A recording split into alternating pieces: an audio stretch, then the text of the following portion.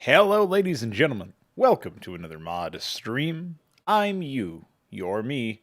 Today, we're getting some more work done, baby. Just trying to fix up my setup here.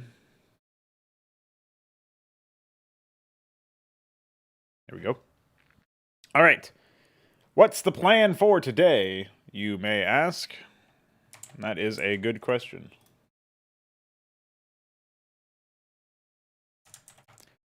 All right, so my plan is to continue working on the AI and continue working on the campaign planning. There's a bunch of stuff that I did yesterday evening on one of my Discord streams, which are, unlisted and all that stuff. So if you are interested in those and you're not in the server already, that would be something to do. That's actually where I'll probably be doing the bulk of my work for the campaign planning, because it discusses a ton of ideas. In fact, this is something that I might make a poll on, as a matter of fact. Let me just scroll down so I can find the actual poll. Yeah, there was a minority, but a significant chunk of people who didn't want to be spoiled for the mod streams. So I'm thinking I can probably do a lot of the development just privately, and then people just tune in as they want to, essentially. So that will probably be the case.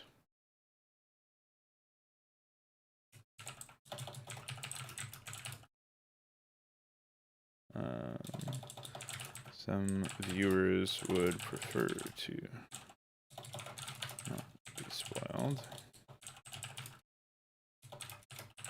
Thinking of moving campaign development to unlisted streams accessible Discord server. That would. So only those who don't mind the spoilers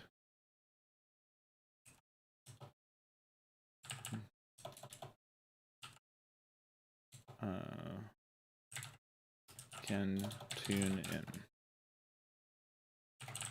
Does sound like a good idea to you.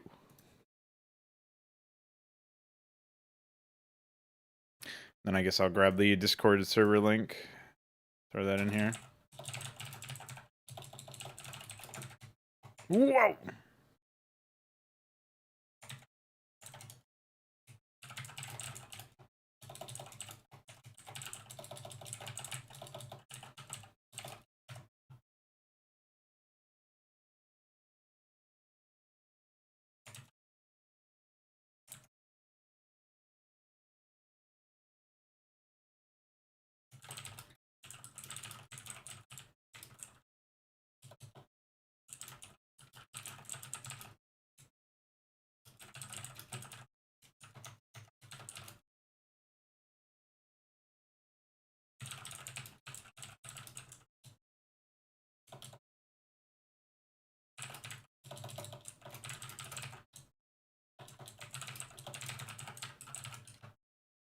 Okay.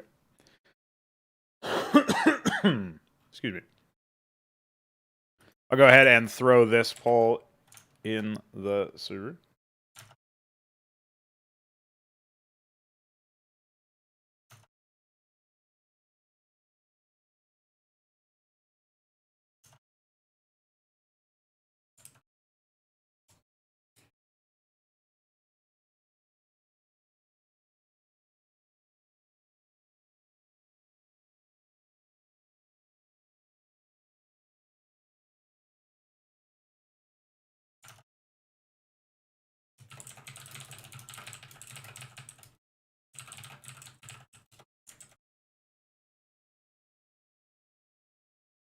All right, so with that in mind, let us pop open the Modstream TXT and Notepad and the HYDRA directory.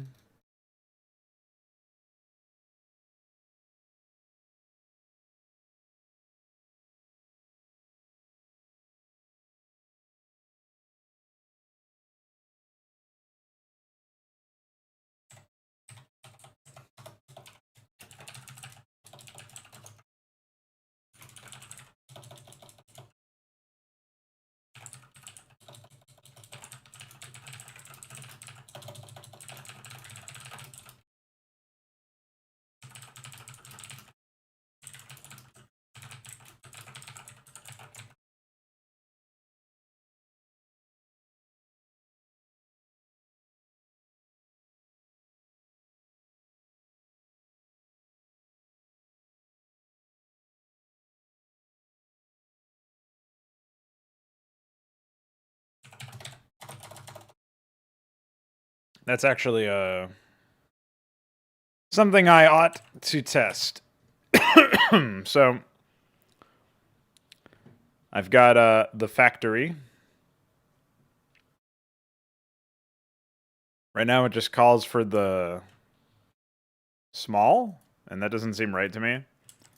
I think the same is true for a lot of things, actually. So I fixed, or thought I fixed that, but I probably didn't add the file. Let's try this.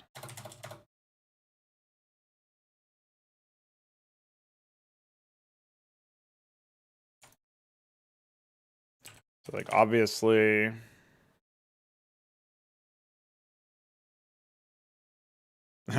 NetID assembly having a small overlay is pretty hilarious.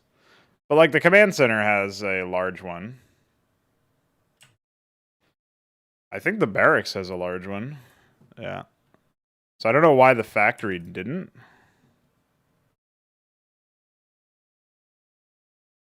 I've made the engineering bay have one.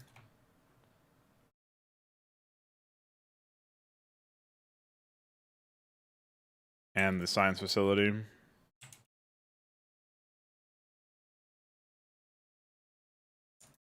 Seems like it makes perfect sense to me personally.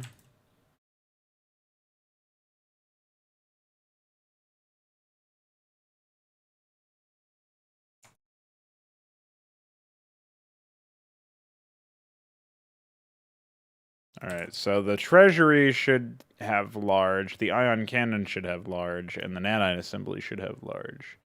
I think that's all we have to worry about. I'm pretty sure everything else is fine. What's up, Alexander? So let's also consider...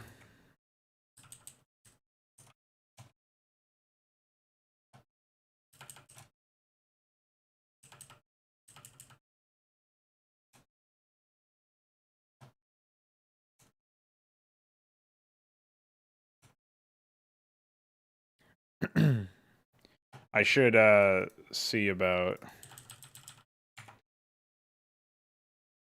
fixing up now.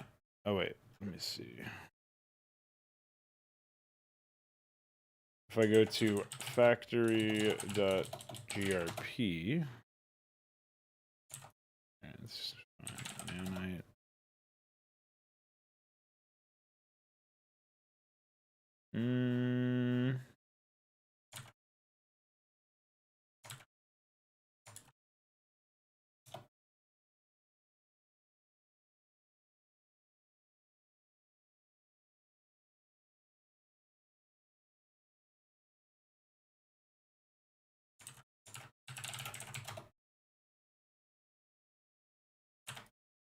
Okay.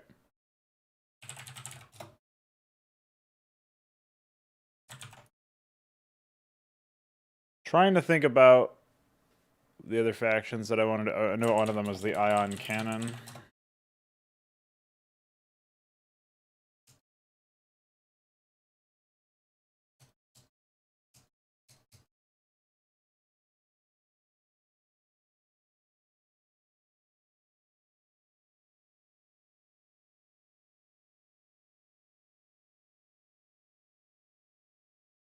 Something sprawls the... Oh. There we go. Fix that one, and then... Treasury was the other one. Okay. Alright, so that's fixed. Let's also take a look at this.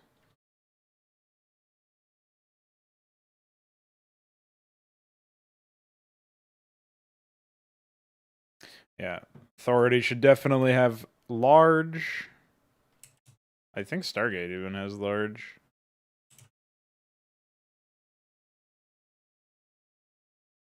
Grand Library has large.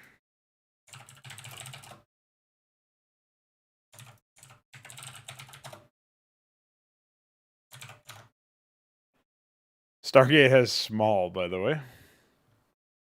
Argosy also has small.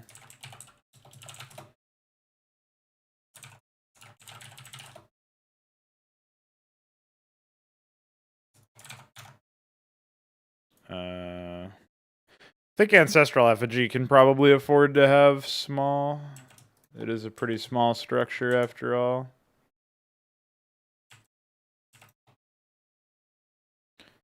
Fleet Beacon strikes me as one of those ones that would have medium if it were at all possible, but doesn't, of course. So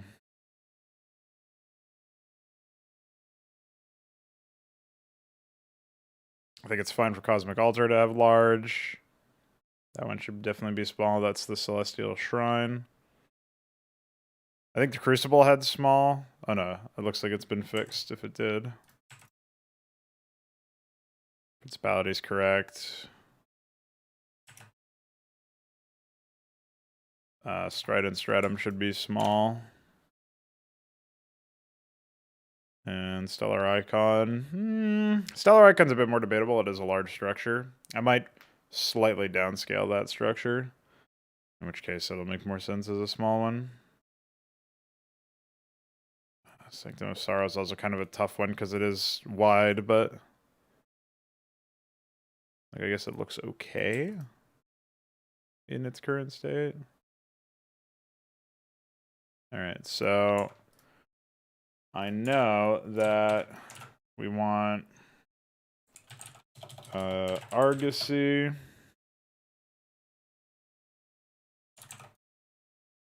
Oh wait, no, Argosy is supposed to be large. What was I'll have to restart the mission to know offhand so that I can see stuff. So we want Ancestral Effigy. Oh.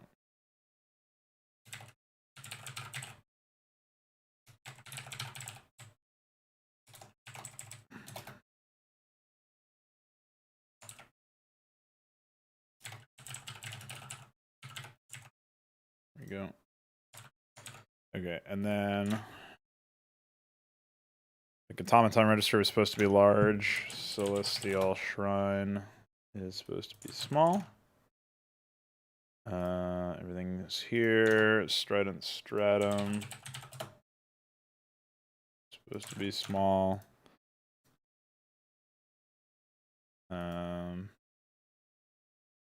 Everything in this row is fine. Sanctum of Sorrow. I think I will set this small. And then Authority, I think I already fixed. Yeah. So that should fix all that. And I guess the only other thing to do is to see if there's any, like, weird shit with Zerg. But I don't think so. I think that should be large, I'm pretty sure.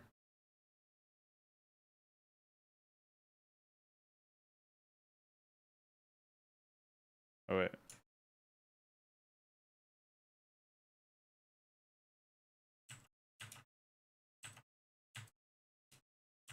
Oh, those are pretty standard, actually.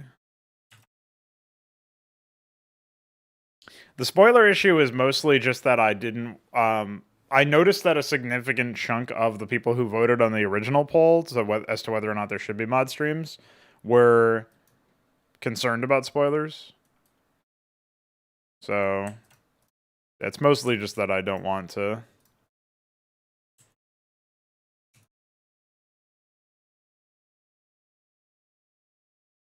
cause any issues. There really should have been more than just one size of rubble, in my opinion.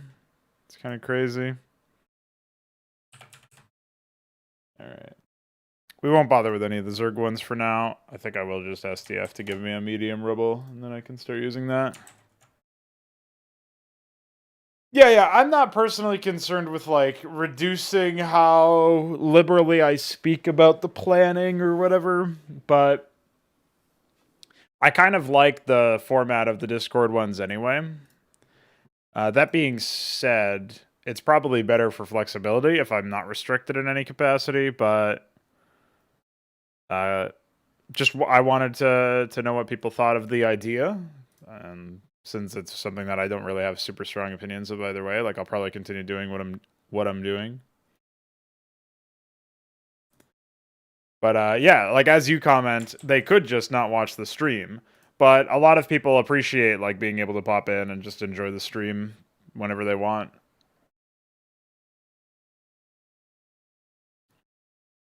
And not worry that they're going to have something spoiled for them. Yeah, like I'm not really. I don't think that it's my responsibility to block the spoiling or whatever. But I like the idea of, at the very least, denoting like this stream is going to involve spoilers, so don't come in and look at it, so to speak. I think that would probably be pretty good. It's like giving the viewer enough information to make them decide, like, or to help them decide if they want to do anything in particular or whatever. If they want to change their tune about anything in particular, then they can, knowing the information at hand. So that's more what I think would be useful.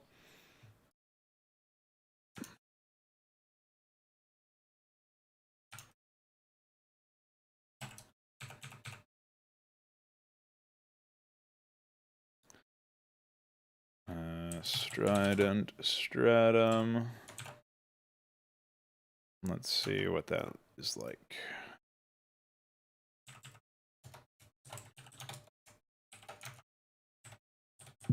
I should rewrite my test map AHK. So I know after U it's enter, down, enter, enter. So just delete this and it should be fine. And then we can delete this, compile script. Let's see. Celestial Shrine, Stratum Stratum. Yeah, that's fine. I think it's pretty obvious it should have more boxes than that. Say like 26 maybe, or 27. Is the vertical position good? Yeah, that should be fine. And then we can add that file again.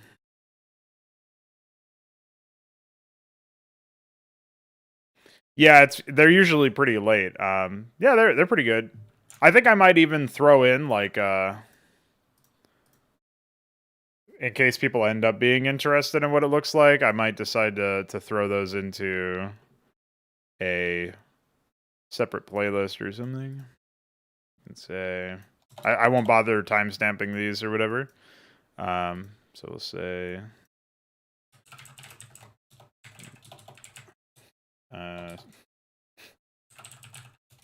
hidden Modstream playlist. Oh, I just realized this one was actually in the Modstream playlist this whole time. Hidden Modstreams.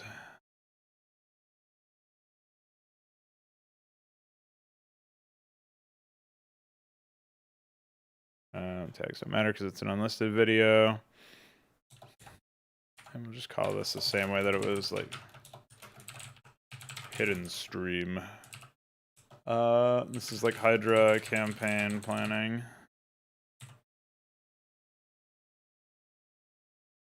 And then obviously I need the actual 523 modding streams, by the way.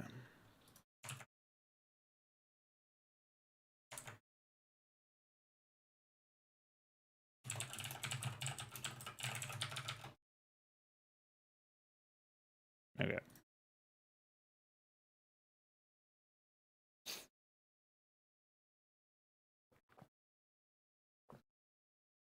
So now you can at least you can throw that out there if you want, you know, like if you're interested in checking it out. But yeah, for the most part, we just worked on this page right here.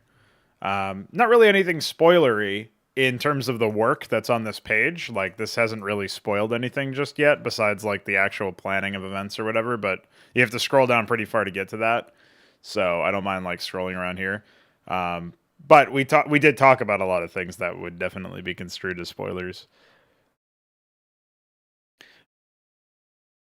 So, but yeah, if you, like I said earlier, like there's I'm not gonna be like choice with my words or whatever. I'm just gonna talk about stuff. So if people end up having spoiler-tastic questions, I will certainly do my best to answer them anyway.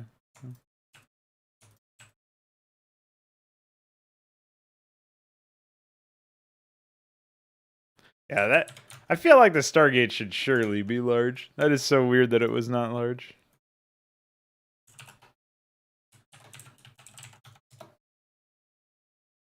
No, no, no. Those are just placeholder names.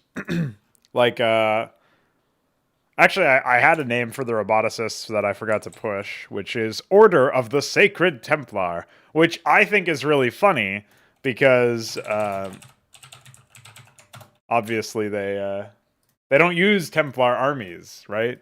They use robot armies because Templar lives are sacred. So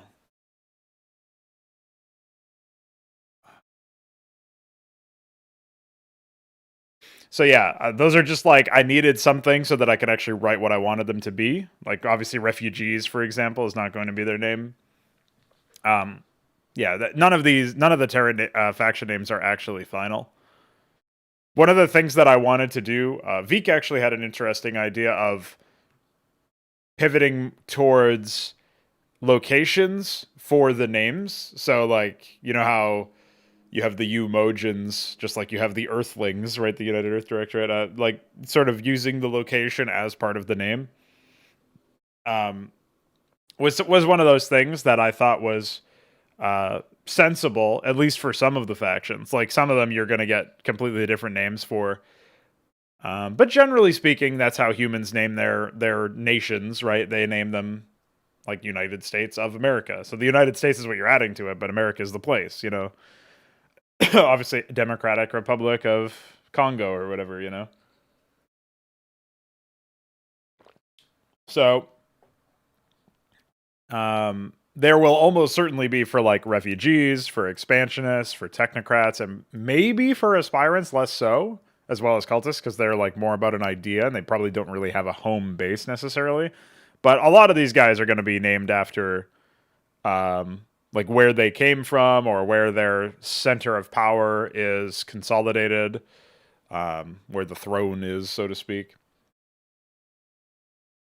Whereas like the expansionists will probably be something to the effect of an empire.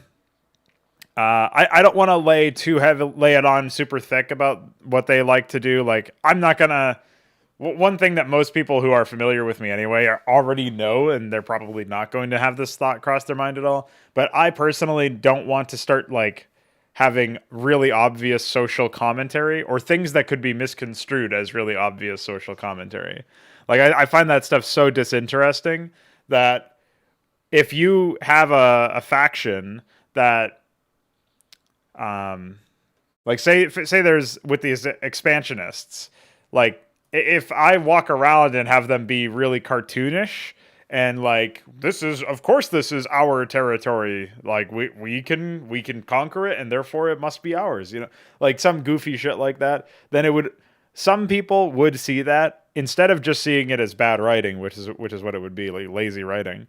Some people would see it as like me trying to draw a parallel to like, oh, here's some fucking like social commentary again, like some. I wonder if these guys are Americans. Wink, wink. I wonder if these guys are imperialist Britain. Wink, wink. You know, like stupid shit like that. That's just because everything's become pretty politicized, so that like it's not possible to have bad writing anymore. Actually, I joked about this with Veek on the hidden stream where I was like, yeah, all these people who have like Dark Void as their protagonist or their antagonist or their main enemy force, the great dark black evil, like they're probably just gonna get harangued by people who read a lot of like political shit into that, or you know, a racist motivation or something, instead of it just being that they're really lazy writers. So they'll get canned by social justice instead of by people who actually care about quality, which is unfortunate because you'd prefer the revolution to come from people who actually care. But like that's it's almost like an absurdist case. It probably won't actually happen. But I just want to remove any chance of something like that happening, which encourages me in a positive way to make sure that my writing is not just two-dimensional, right? Not just flat, not just like, oh yeah, of course these characters do this because you needed a faction that would do this sort of thing. One of the things that I really like about the way that the Protoss are shaping up is that just by defining what these factions do and how they operate, you can pretty easily imagine conflicts and alliances and essentially how military campaigns could proceed as a result of just giving you a premise and then saying these are the factions that are fighting within it. The story can write itself mostly. So that's something that I think most people probably don't think about too much when they're writing stories, just because most people aren't building the entire world out from the ground up. So in some ways you don't have that obvious first principles thing where you're just like, well, if I'm just defining the terms, like most people don't think about it that way. Whereas building it from the ground up like this, I think really helps. You know, I know exactly how the Protoss behave and operate, and what each one of them does, and crucially, I'm writing them so that they're all believable. Like you can agree with, or rather, you can believe that the faction truly believes what they believe, instead of it being like, really, the writer really did that as their belief. Like that's unbelievable. You know what I mean? Like you can believe that Protoss would say, "Oh, our lives are too sacred to sacrifice on battle, so we're going to use our robots instead to fight." You could believe that. Like that makes that fits within the setting. If you accept the premise of like the divine primacy, for example, then you can understand by extension where the Order of the Sacred Templar comes in, and you can understand the Calendric Knights because holy shit, like these guys are just like turbocharged on the idea that they absolutely need to become the shapers of the universe at all costs, and that the primacy is dragging its feet and taking too long and saddling them with red tape. Like it feels pretty natural to me to understand like all of where these factions slot in. There's probably going to be like one or two more Protoss factions that I'll document. I don't know how many of them will be showing up in the first campaign, but that's kind of where I've been at right now, mentally or theoretically, I guess, is like thinking about how the factions work. I really feel like they're shaping up quite well. And it's been an advantage in a sense that they're all downstream of the primacy. Like you don't really, very few Protoss by percentage are born into the Order of the Sacred Templar or the Calendric Knights. And even if at least with the Order of the Sacred Templar, they would probably be pretty reciprocal or receptive to the idea that like they should send their kids off, their youth off to serve in the primacy, just to like fulfill their, like, get the most opportunity, to have the most connections, and also to see, essentially, like, go through the same stuff that they saw or whatever. So you'd probably have like, even those who are, you know, born into the order or born into the knighthood, they'd probably go back to the primacy, just be like, hey, we gotta, you know, we want to learn like the right way, or the Protoss way, so to speak. And then if we still agree with the people who, you know, I haven't figured out whether or not there's like a parenthood or whatever the fuck, but you know, you kind of figure out what you want on your own, so to speak, in Protoss society, is what I was thinking, which would be a really stark contrast to the Sumerians, where these guys have literally nothing, like they're not born into any opportunity, so to speak. So user select is when you're in a map in SCM draft. That probably is vague if you don't like look at that stuff. But in a map, for a melee map, you have to set the race to user select in order for the race to, or in order for the user to select their race. And this is literally just like, let's make a setting and set a bunch of factions and stuff, and then make a setting where you can play a campaign from start to finish, picking your race each time, and that will change like which character you play as or whatever in the map. But you can imagine like that's a pretty tough undertaking, because what faction would ever have all three races allied? And that's kind of one of the main goals, is future campaigns should be possible to be played as from any race without sacrificing that sort of thing. Yeah, that, I mean, it is just literal. Like, yeah, you should be able to select your race in the campaign.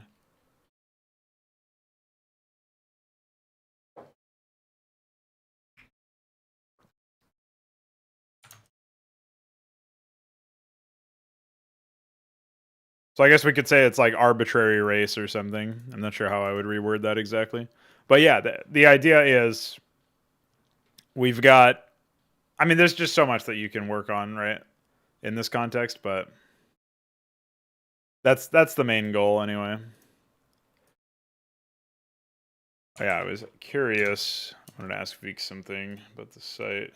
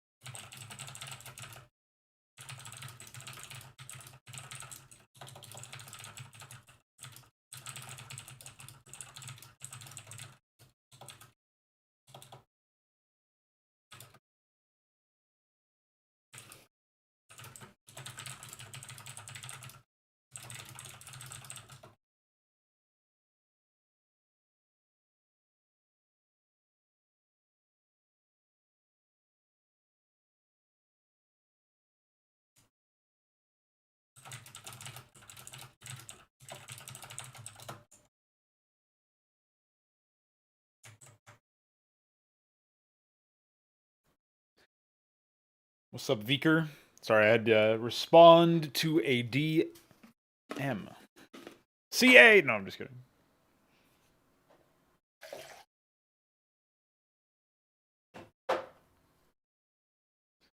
just chatting with Alexander prior to my brief interruption there about the campaign stuff. Besides that, I fixed some stuff up about my workspace and fixed up some visual shit with some of these structures. Some of the new Protoss and Terran stuff were creating the wrong size rubble. And another thing I noticed is that the factory, engineering bay, science facility, and Stargate were using small Stargate, not Starport. We're using small rubbles. So that should be fixed now. Yeah. And then I updated that. Selection circle.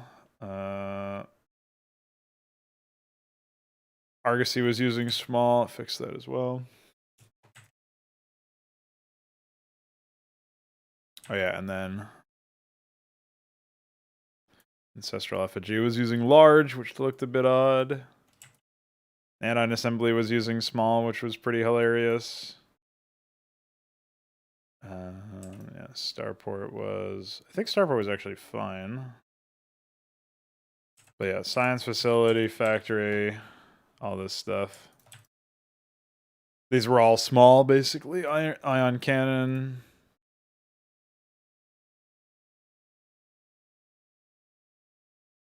So now they're large and in charge.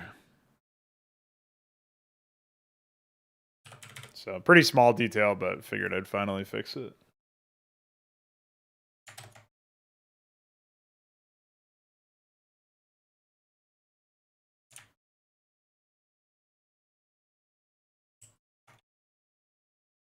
All right. Now, since you mentioned that div stuff, I can jump in here and set that up as well.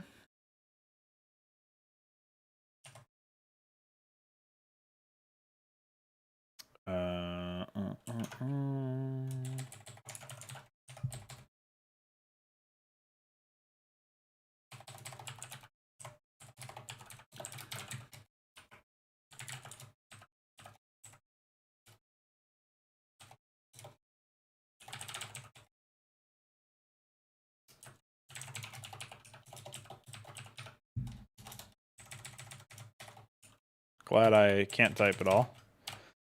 Classic.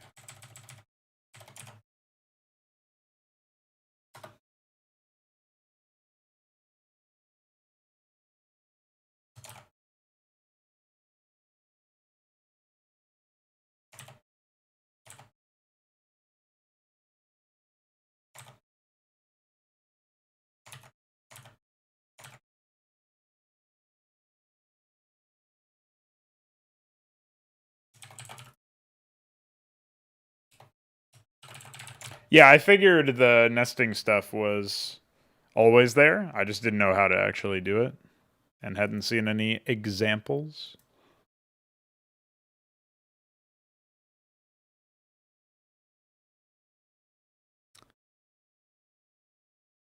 Well, that was like probably 4 months ago or something, so I don't think it's unreasonable that I would have forgotten something since I never used it once.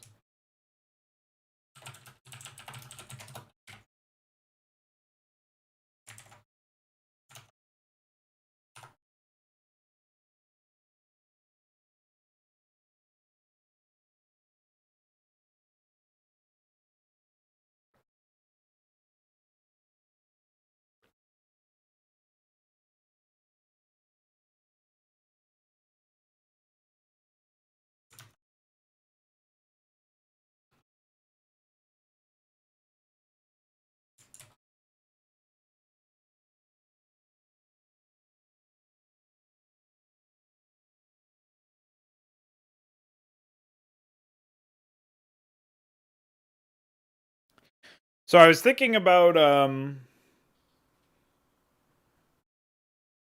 names for the aspirants and names for the cultists.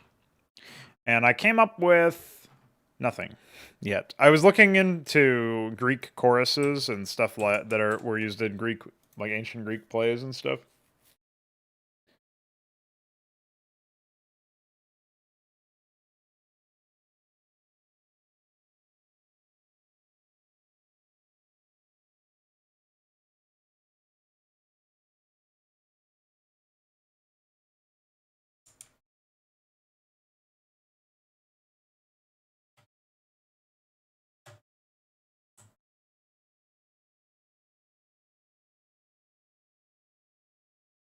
Well, now it has been implemented and used, or now it has been used rather, so get hyped again, homie.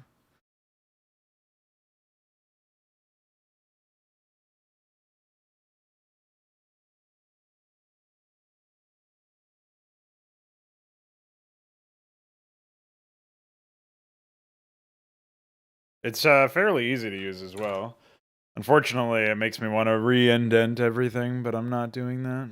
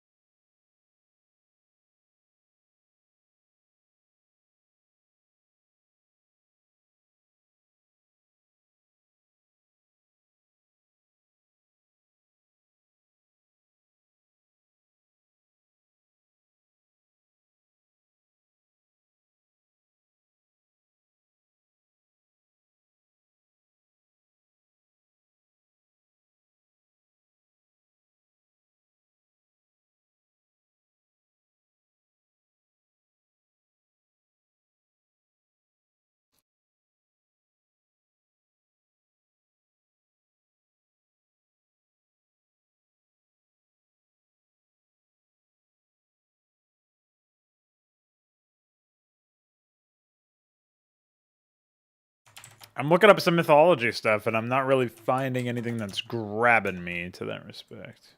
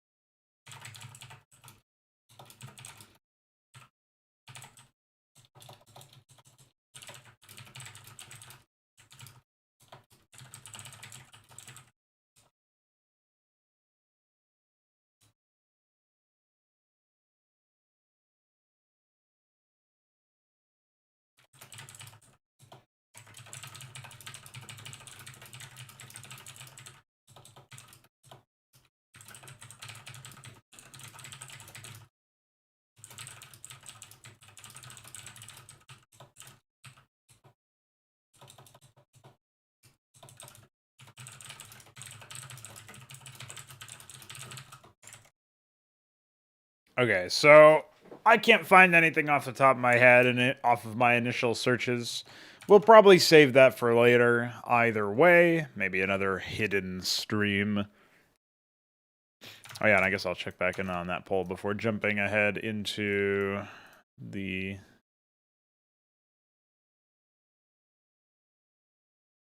Holy shit, 17 votes immediately. Classic.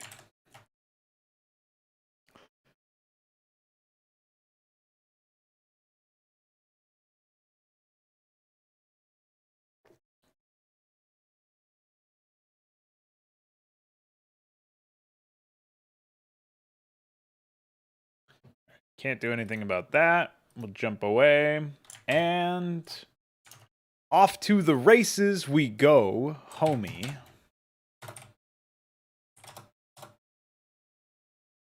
Let me take a look at the latest AI build again.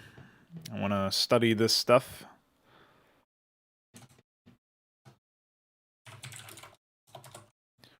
Because here we have refinery request. The factory request comes in without even having a finished refinery. Can't have that.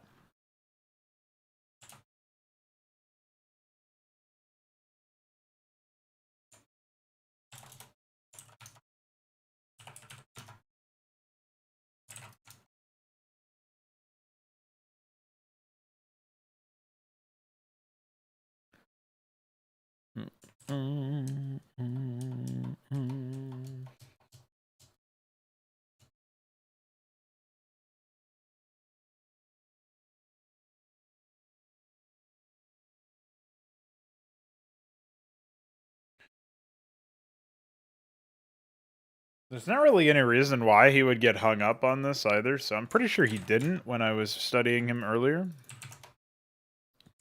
Just don't make no sense.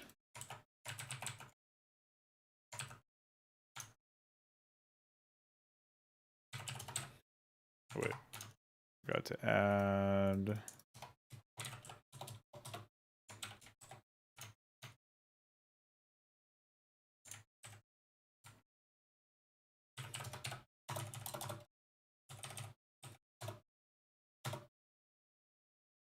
Also, kind of interested to see how these the new versions of Kakadu Port end up shaping up.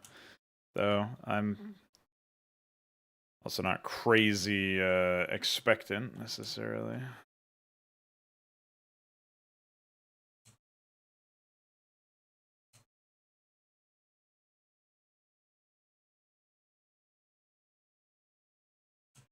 Yeah, here he's got 2 factory requests before even getting the expansion out, right? So maybe what we do is I don't want to go for the classic, like,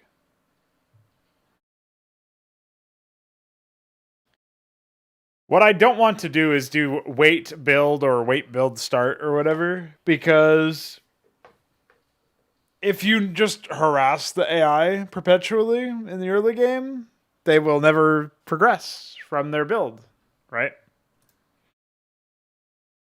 And I think that's like the biggest, most nefarious thing. Whereas,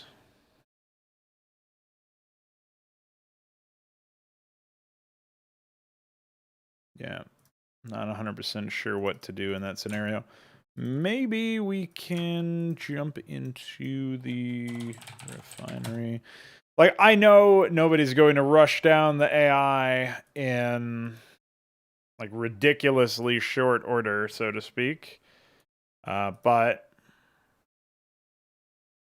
I think this is also a per map thing, like, depending on how many mineral fields are easily accessible. This map doesn't have the most mineral efficient pathways, we can say. And like that's a pretty, like, no-brainer comment to make in such a scenario. So yeah, maybe it actually is okay. Like, I'm looking at this base now, and having the engineering bay almost done at 4 minutes with double fact, and your command center just finished at your natural a little while ago, and he's setting up another factory. Like, this isn't the worst. Certainly, it's way better than what he was doing previously. So I'm not that concerned. I think we can turn our attention over to this guy and see if he's getting any ridiculously delayed or accelerated requests in an area that just doesn't make any sense. I want to try to make these builds as clean as they can be without worrying too much about super precise timings or hard coding the timing so that it's just not fucking possible for the AI to even do it properly. So that's kind of where I'm at. I believe this is the first mech build. Is tank timing? Oh no, he's walker power. So we can jump down to walker power here. So waiting 600 and then the refinery. I think we can extend this to 150 for the depot. Just so that he actually has the gas in theory. Although he probably has plenty of minerals at this point, so we'll test that as it is. Definitely not nearly enough time to get the factory request, though. I would say we want like 600, and then we probably want the depot request before the factory. We want something like 450. Well, maybe 300 will actually be enough. 600, I don't think so, because 600 is the time that it takes to build a refinery, and so assuming he has exactly sometimes the 300 wait here is the time it takes for them to get the minerals for the refinery in the first place. So this is why I'm kind of thinking, like, if we want to make sure that the timing is 100%, we'd probably do something like 60 wait, so that it's like, that's 2.5 seconds, so that hopefully they dedicate the stuff there. We could also just increase the priority of the refinery, I guess, so that they build it over the depot. But depot timing is important too, so we don't want to delay it too much. So I think this is all fine. We jump in here. We've got then the duration of the refinery itself being built before another depot goes down, and then we wait 300, which is hopefully enough for him to get 50 gas, but that's only 12.5 seconds. So I don't know that it is. It's probably not. So we probably want to up that, or at least we want to up this to 450. And then how long does it take for a factory? I guarantee you these queues are ridiculously fast.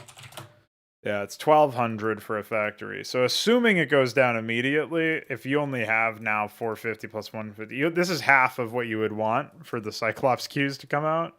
Like, it doesn't even make sense. So I would say, like, wait 600 here. And then I don't know why my keyboard just keeps getting kneecapped there. So 600, 150 is a little tight, but this is the fastest that the factory could finish. Just in a theoretical sense, I guess. So then we could say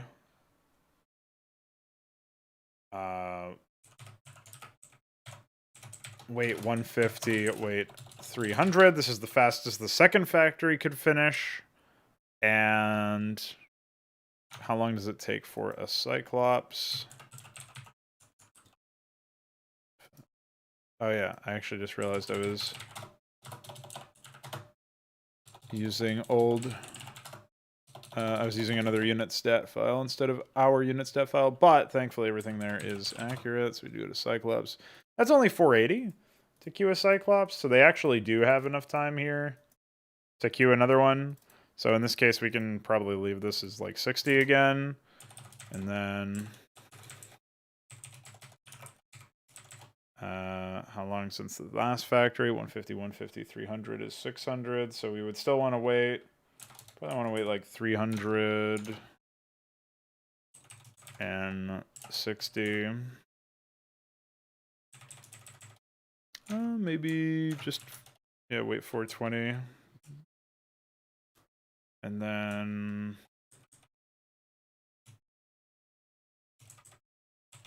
yeah, I don't know. At this point, it's like kind of a grab bag. So we can we will definitely be delaying some of these requests compared to what they are right now, but I think it'll be smoother.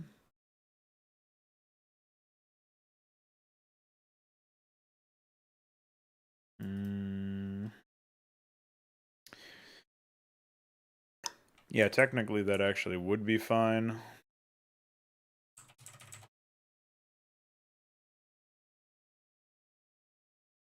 Now we're getting into Goliath territory.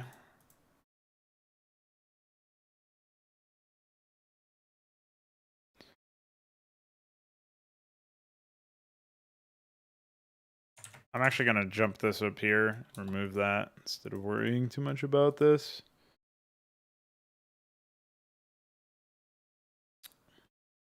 Yeah.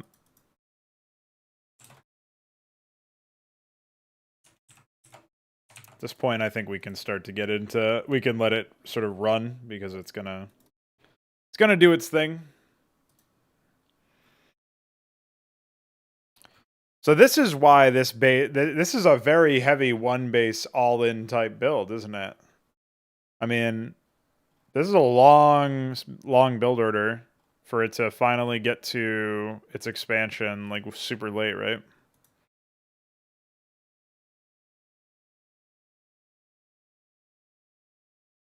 It's kind of defensive.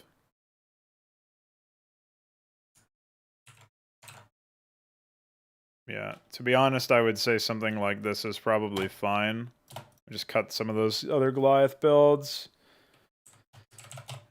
And can expand, and we'll give them a little bit longer to expand compared to some of the other build orders, just because like these guys absolutely need it.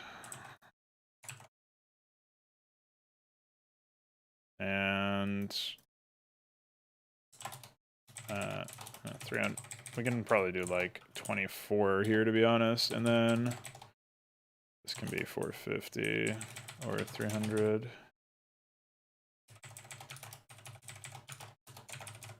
Okay. All right.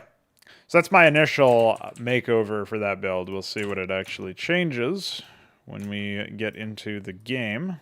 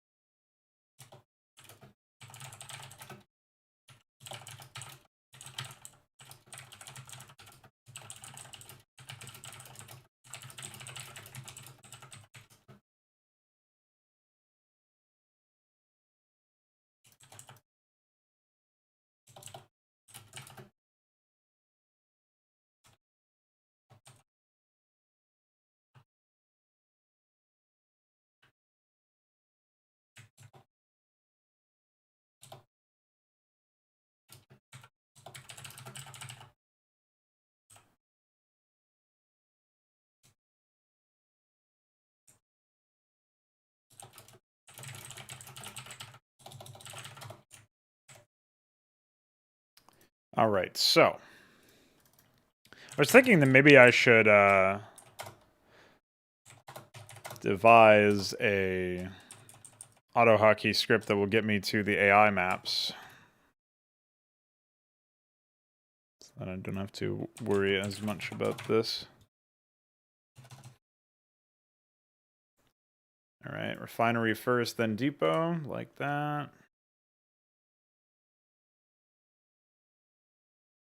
They get their factory request pretty early, but it's not completely unreasonable, I don't think. There comes the double fact. And of course, they're just training SCVs like fucking nobody's business.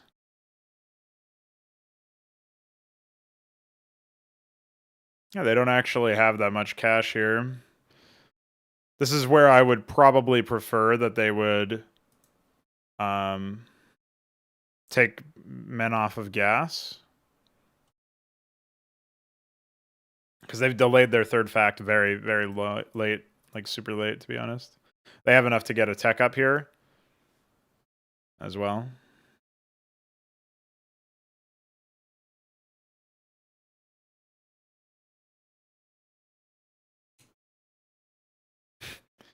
Could easily get supply blocked. Now, the one thing is, like, I have noticed they did sometimes take quite a few losses dealing with the first Zerg attack, but they seem prepared now, even though their third fact is a little on the later side. They almost microed.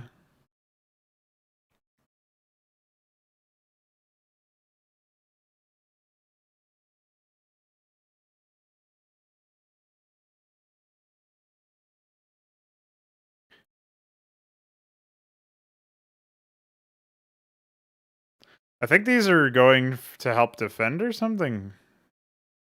They don't have an attack region, whatever. So, yeah, I think these are just for defense. Which, bit questionable.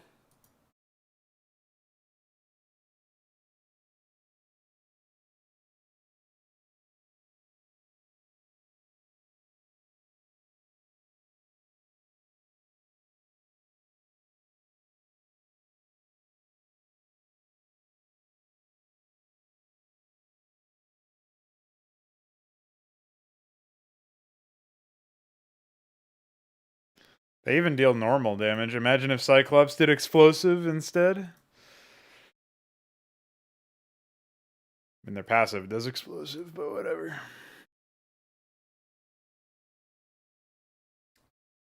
All right, machine shop coming out.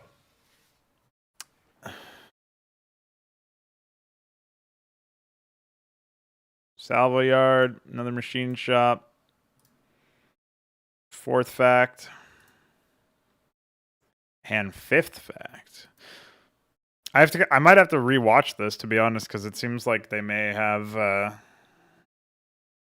been floating money or something.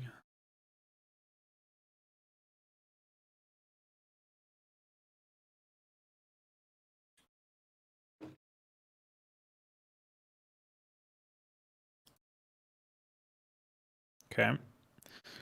Attack commencing. Yeah, these guys are a bit of a slow burn, right? Attack handing out at 5 minutes 30. This is actually faster than they normally do, which means that their attack is going to be a little bit less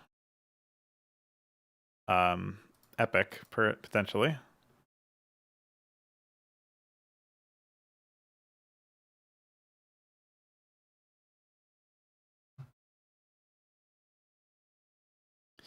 Interesting that blue now goes for this as his natural.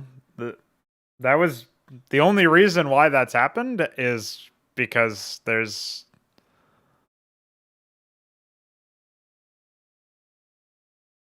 I actually don't know why that's happened, to be completely honest. I have no idea.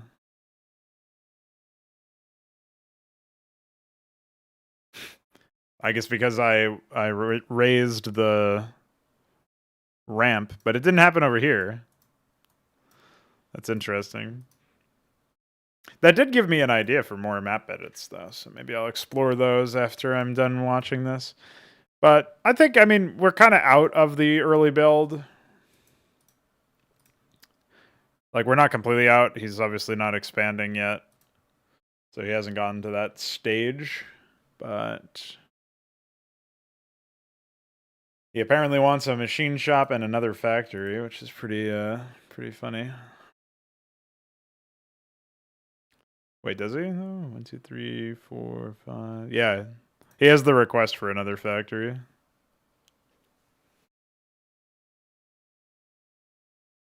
So, just queuing away units non-stop, of course.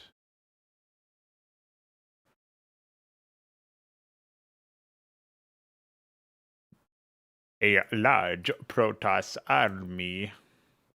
Maybe I should expand out some of the build space in the main for this guy. Not sure expanding the build space in his nat was enough, to be honest. Where even is this guy's? There we go, machine ship coming down finally.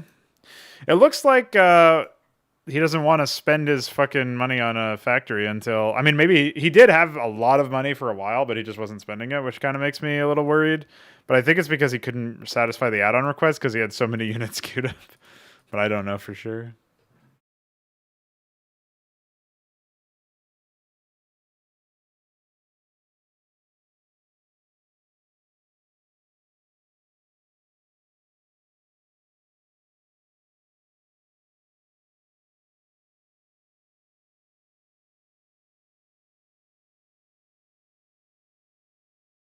There appear to be some things happening. We've got triple fact, triple base, as a matter of fact, for this man. Interesting. Yeah, I actually shifted this up recently as well, just because I didn't think it was doing much good over here. So Same is true down here. Some men in your base. Phalanx attack, not or a vulture attack rather, not bad. Now you've whittled down the supportive units.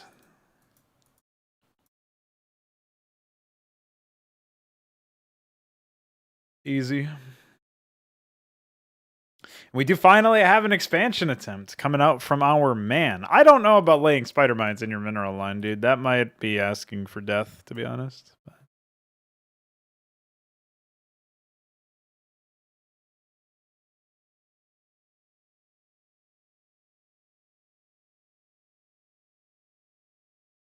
We've got more and more and more. Definitely liking Red's activity. He feels like he's doing stuff, you know?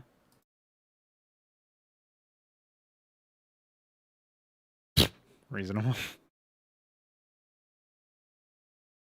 Whoa! Did you see that? Epic move.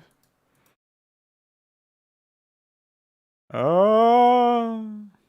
I have no idea why they behave that way. Still can't figure it out. A fourth base? Dude, this Terran is playing fucking greed style. He's got more bases than the Zerg. TBH.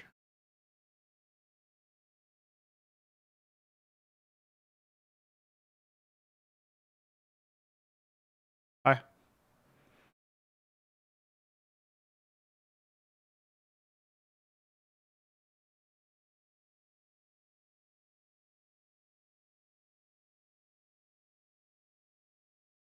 Oh no!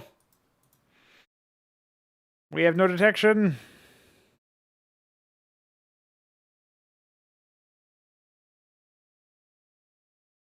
Brutalized. Dude, holy shit, look at this man's army. It's so nice to see the AI actually defending themselves. Remember that literally just did not happen previously.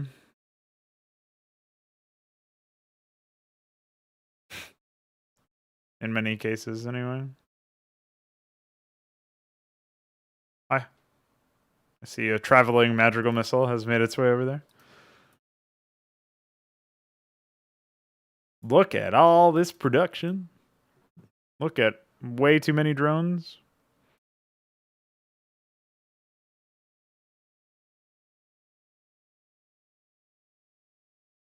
No! He just split! Ah.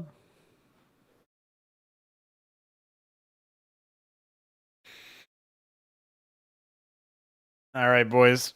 I'm thinking we've got pretty solid setups over here, even though our man has insufficient moolah. I don't understand how they find their way to get insufficient moolah. How does that even happen? They literally reserve the money and deduct it before they actually start placing the structure. Like how in Starcraft 2, if you build a structure, it automatically deducts it from your money before you even start building. Like,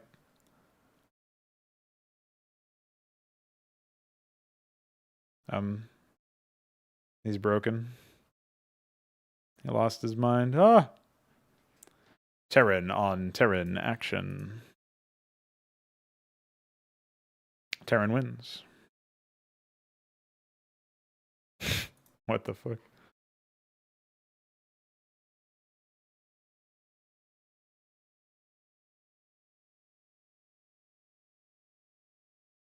Witness! Witness! Look at this fucking wagon train. Holy phalanx! Nice tank.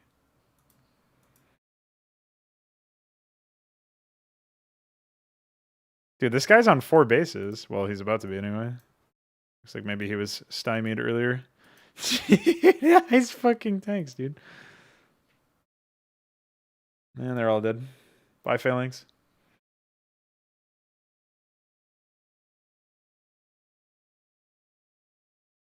Oh shit.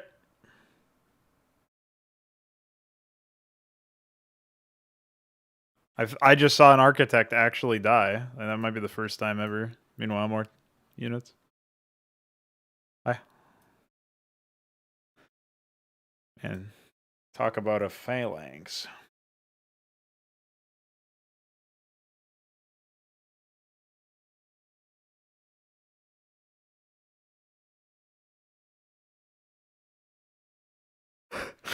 What the fuck?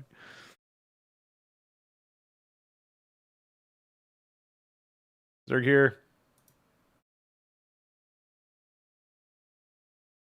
Brutalized by Kabbalists, IMO.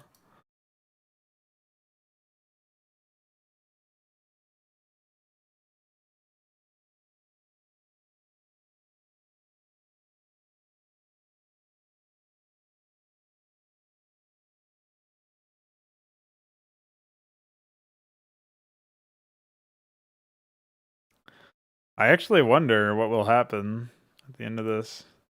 Everywhere I look, there's like a million defenders. It's so weird. And it's not like the attack waves are necessarily that much smaller. They are somewhat smaller, but...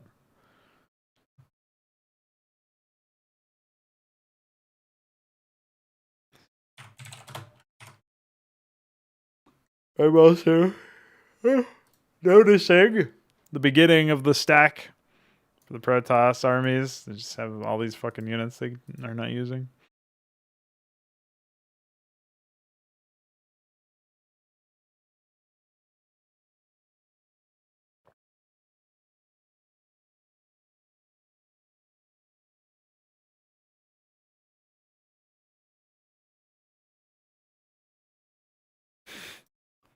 You like that Terran AI are unable to repair with more than one worker at a time.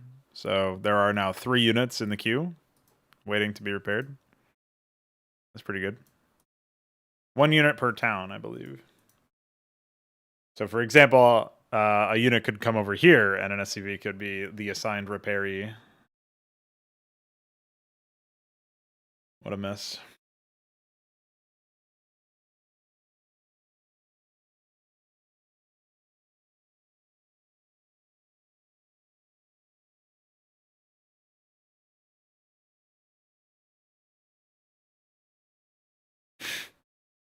That was a perfect Skyfall opportunity.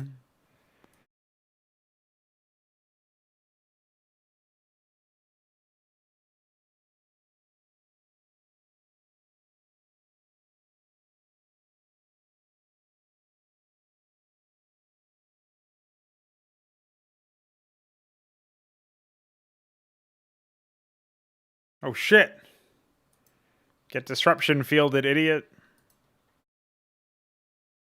Oh.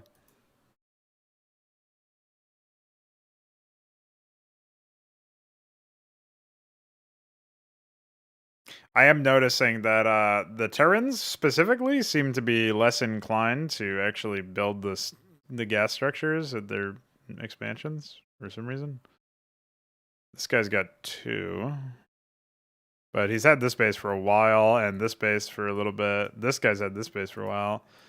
I'm not noticing those gases. Where the gas is at, homie. That's probably a case where I just need to up the priority of the gas structures. So we can say refinery 72 should be refinery 75. Say that for assimilator. Although Protoss don't seem to have the same issue.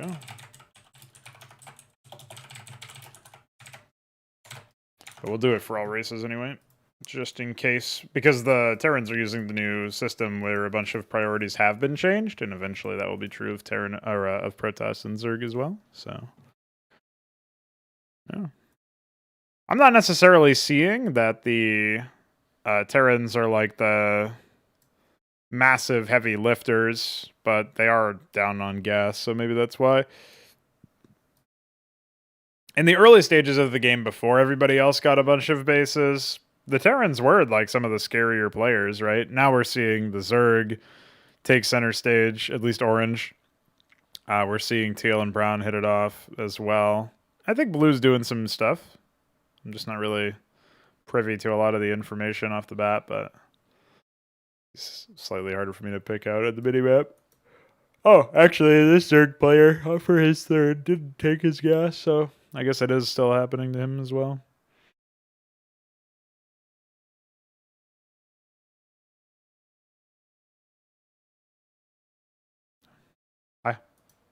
Hey, you can't teleport up a cliff. What's wrong with you?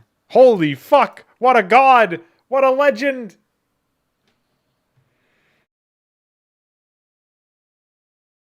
One of them decollided in his teleportation onto the cliff and onto the high ground, and then attacked one other unit, and all the other legionnaires leapt to it. Beautiful. Love to see it. It's what we call emergent gameplay around here.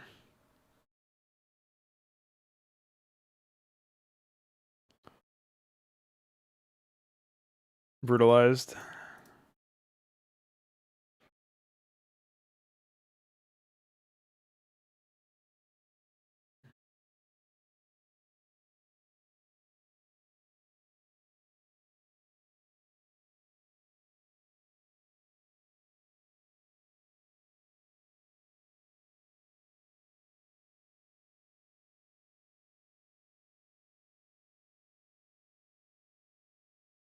Destroyed.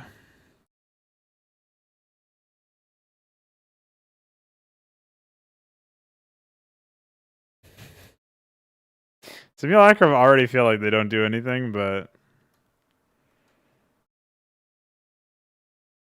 we know they do. This is epic, by the way.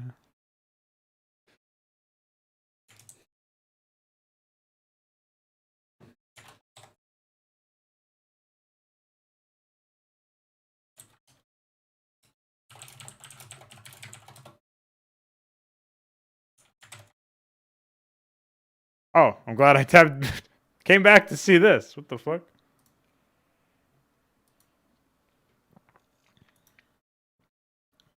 Ah, my mineral line. Joke's on you. That's just more supply. Since that mineral line was already decimated.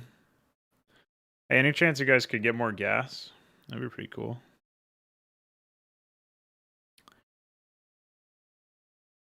Holy orange. Oh yeah, I wanted to test something else for resolving the pneumatized issue, the transport issue.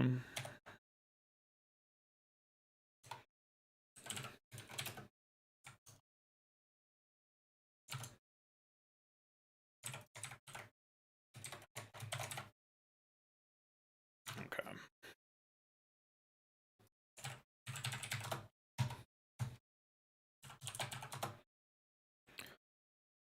24.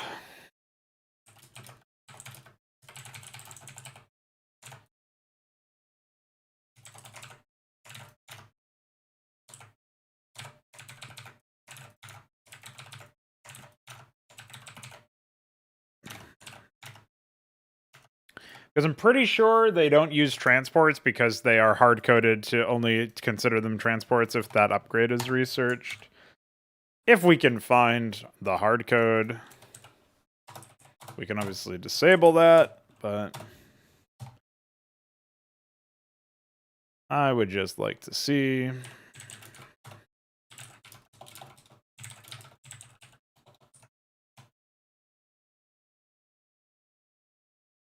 If they ever do, in fact.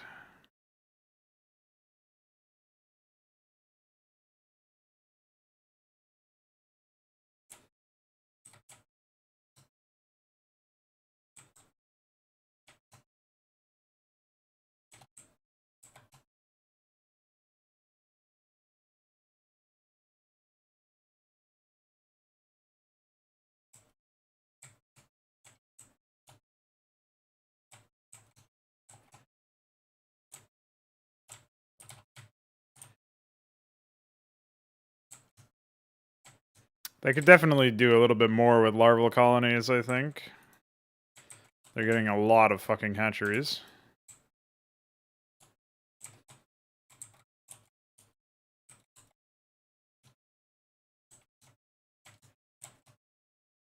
But that's obviously something that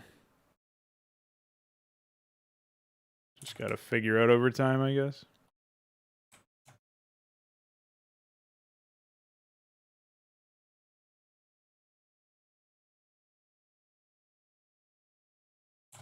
Yeah, somehow he's still using all of his larvae despite all the hatcheries on military units. I mean, he's defending himself, so it's good, but I'm not even sure if it's going to be enough. Yeah, it looks like it will be, actually.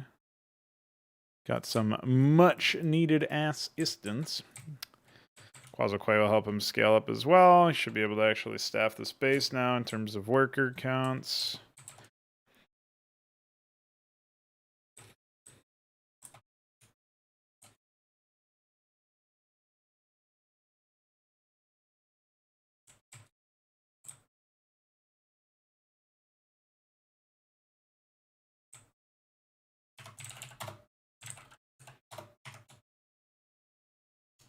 All right, that has not actually fixed the issue, to be honest. I was kind of expecting it to.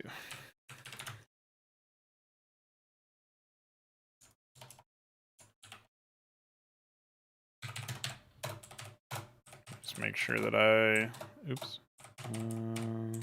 that I actually ran it correctly. Added it correctly.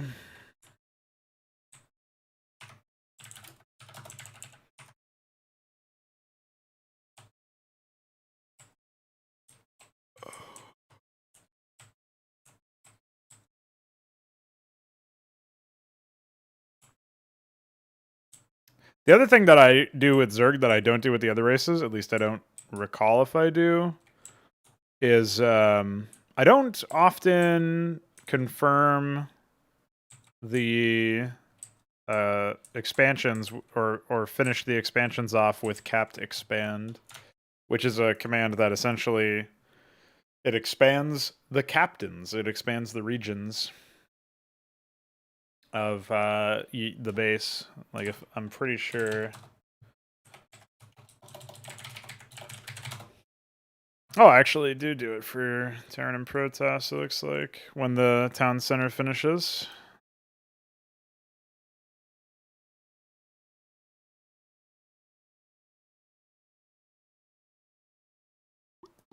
Although, for Zerg, I just do it in general.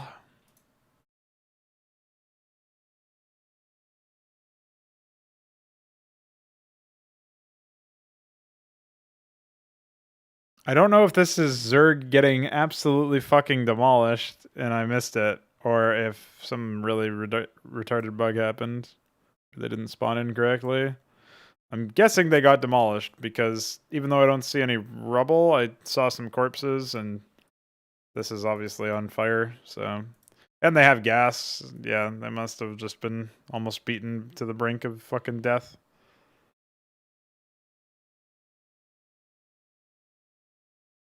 All right, fast forwarding some more. I know they assigned to this base, but for whatever reason, they never actually go for it.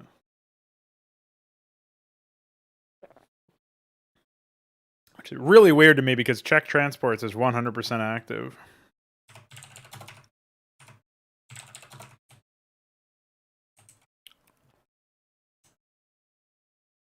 Yeah, so he's just stuck here trying to get that base forever. Very bizarre.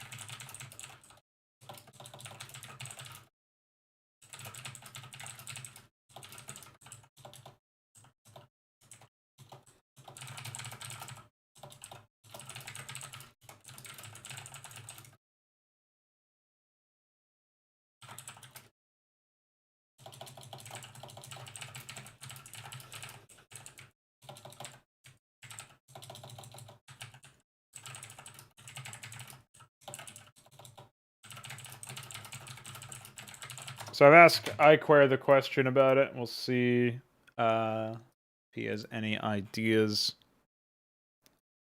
on that.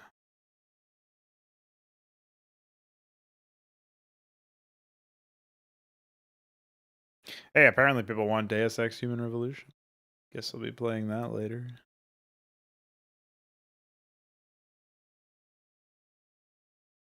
What's up, Mr. Smith?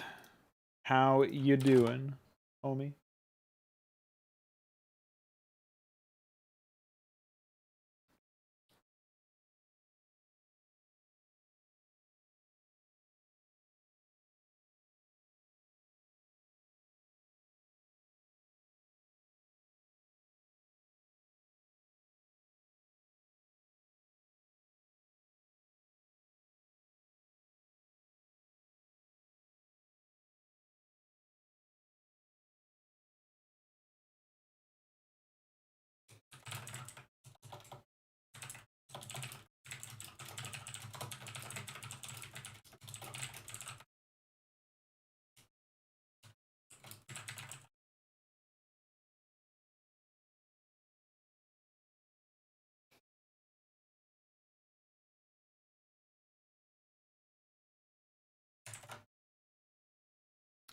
Will there be a cheat AI that can build all units for all 3 races? No.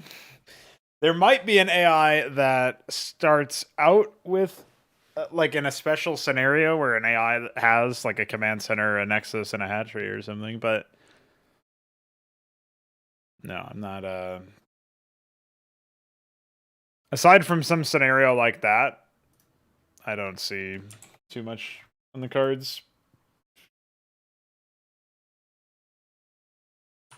What even is this? Oh, that's that. Okay.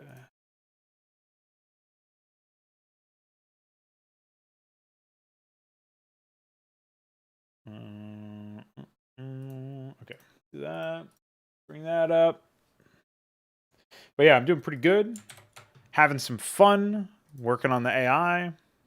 I think at this point, there's like 2 different things that I could do. I could start translating the systems over, or I could finish making sure that all the systems were working properly. In that sense, but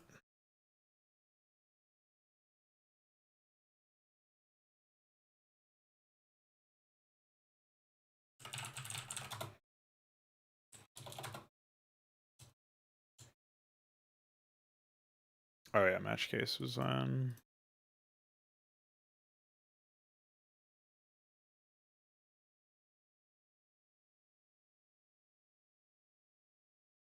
I don't know why it's down here. That doesn't really make any sense, but whatever.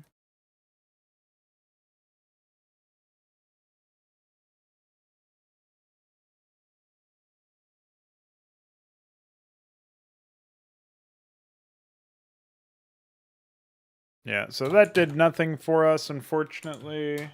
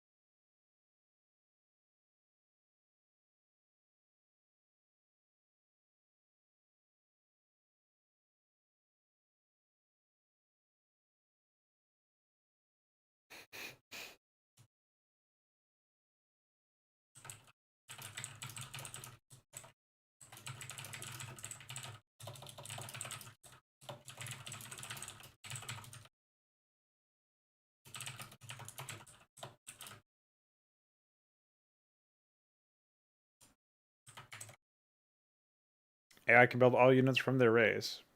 Wait, what? No, you said AI that can build all units for all 3 races. But yeah, I mean, all of the AI can build all of the units from their race. Like, all Zerg AI will eventually use, like, quite a mix of units. The builds just dictate to what their preferences are, essentially. As far as adapting, there are some, like, rote things. Like, if they get attacked by a cloaked unit, they'll invest in detection. If they get attacked by an air unit really fast, like in the early game, They'll invest in some anti-air.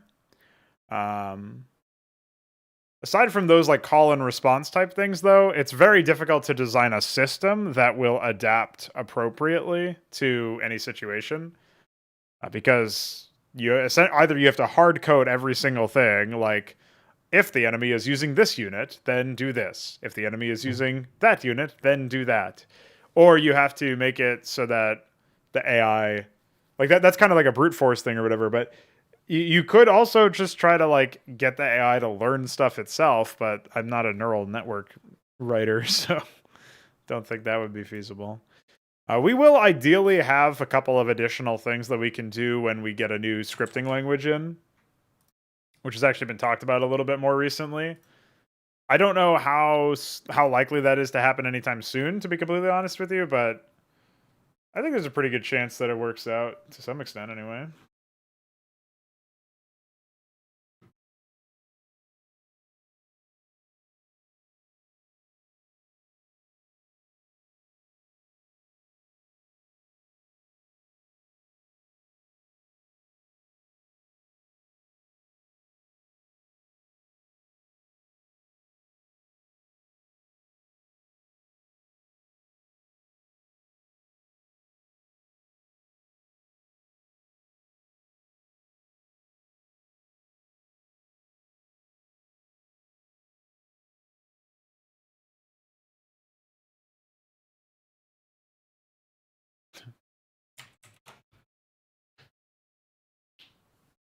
We will see how it pans out anyway. I'm trying to think about what else I should be doing at this point for the AI. The builds that we have here are like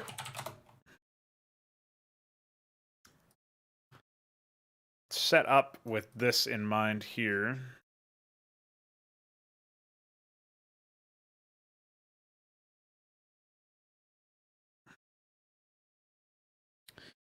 I don't really like that this has been broken by a Notepad++ update, but whatever.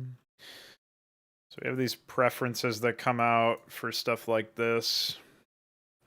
I think that's it. Like, that's really all we need, probably. So if we just do that for each build, we should be good. So we can say var ex call pref. This is barracks supply. They're gonna go for barracks heavy into factory into. What do they bother with a starport? Doesn't look like it, so they'll probably go nanite assembly in the late stages of the game and skip starport entirely. So I'll say pref barrett. Oh, what is it? Pref raiders std 0. Say build pref raider standard marine 13.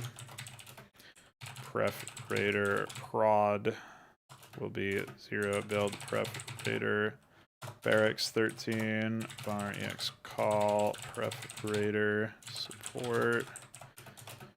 Build pref raider support shaman 13, and then var ex call pref raider. Heavy is like Madcap Heracles. We don't really care about that. Say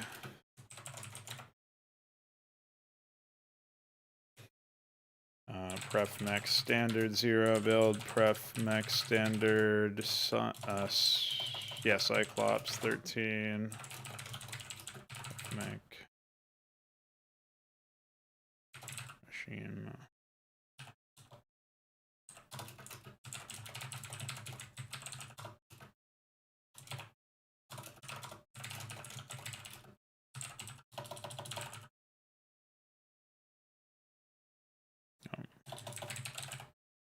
Oh, hey, check that out. Apparently it's just a temporary Notepad++ bug. Nice to know. Pref mech machine, pref. So what is next anyway? We've got the mech machine. We've got the salvo. So mech salvo 0. Build pref mech salvo yard. Let's say paladin. Pref mech prod these var call pref mech add-on 0 build pref mech salvo yard 13,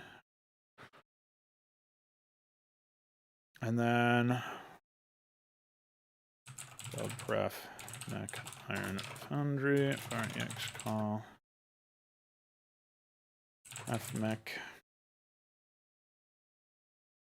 or pref air prod pref air nanite assembly 15, okay.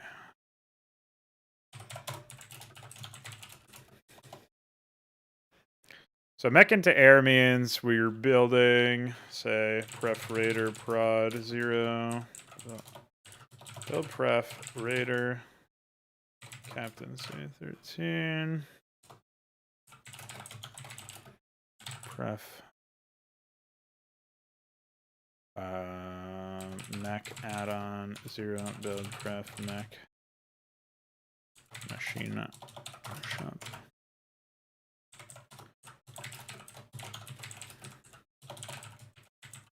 Mech machine 0, and then we'll say mech salvo, build pref mech salvo yard, magical, mech machine shop phalanx.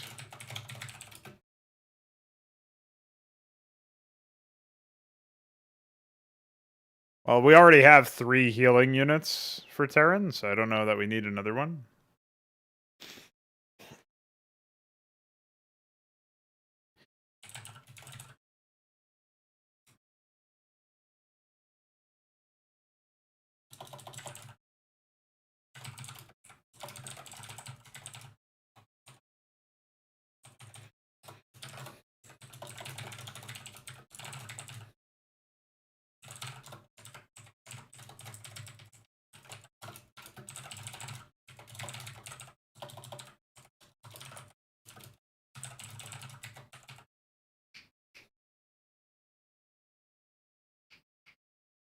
And the Apostle also heals when it attacks if you're targeting an organic target,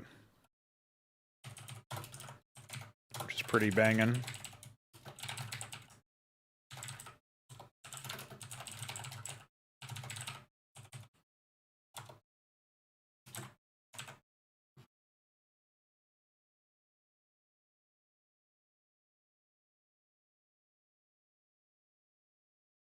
They do feel a little overloaded, to be completely honest, but I think once there are some more reads, it'll be a little bit more trivial to stomach some of that stuff.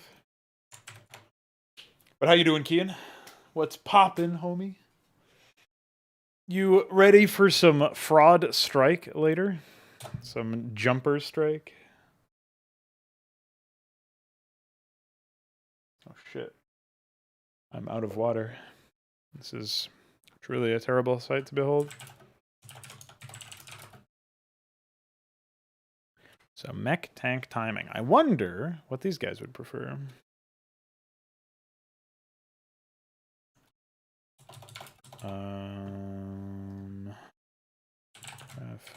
Mech standard.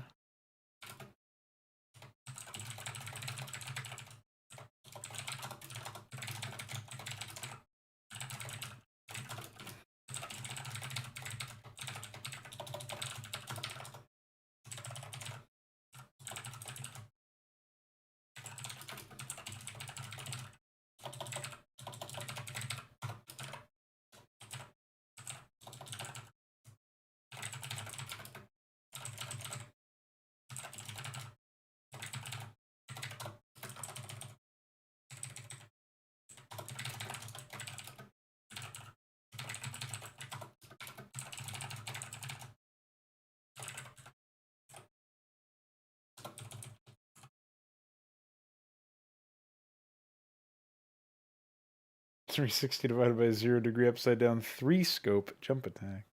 That is pretty epic. We're starting like probably around an hour late because I have a thing I got to record in about 2 hours. So, but right now, AI updates and optimizations are away. I'll at least be able to close out the Terran stuff, I'm pretty sure.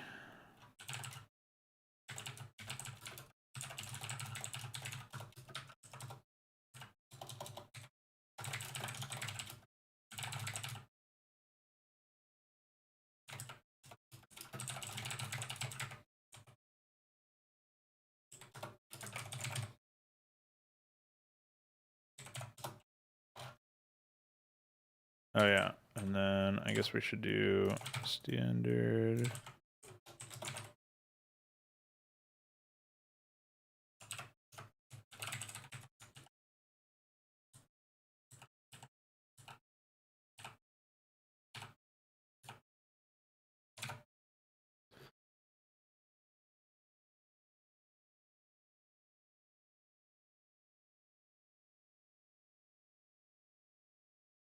It does heal normally, though. It heals by attacking, which is sort of like what you were implying you wanted, actually. When an apostle attacks an organic target, any allied organic within 3 range of the target is healed for 10% of the target's max health. So if you attack an ultra core with 400 HP, you're healing nearby infantry for 40 HP, which is the HP of a Marine, actually. So if you can imagine having like 2 Marines and 2 Apostles and staggering their attacks properly, you can keep like just even 1 Marine alive forever fighting 1 Ultra Core. We can test that, actually.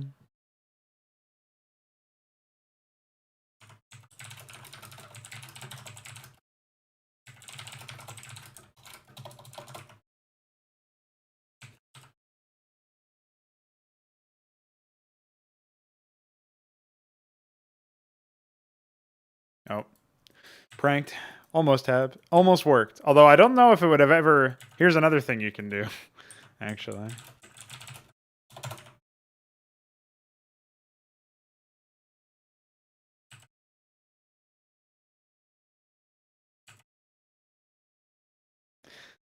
Now they will fight forever.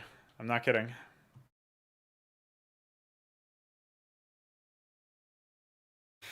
Because the Ultra Core life steals and the Apostles heal.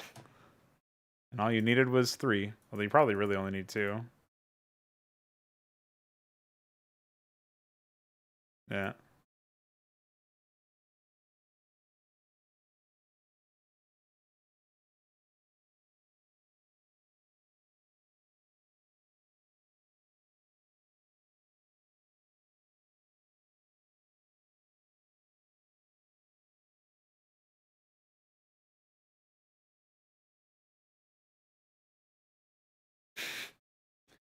Perpetual motion machine. All right. What do we got here?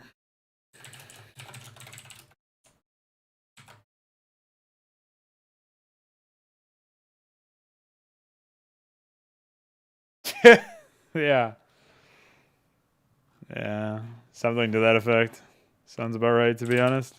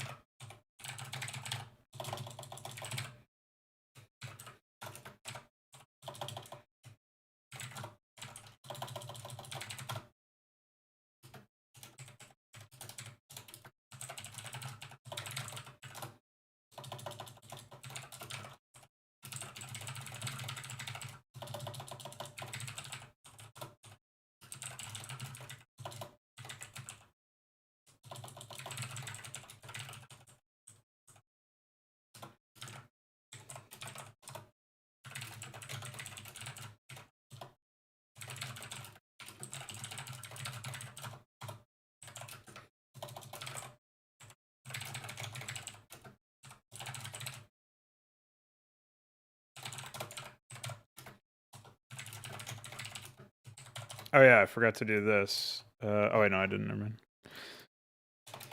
Build pref Mac Iron Foundry Penumbra. Okay.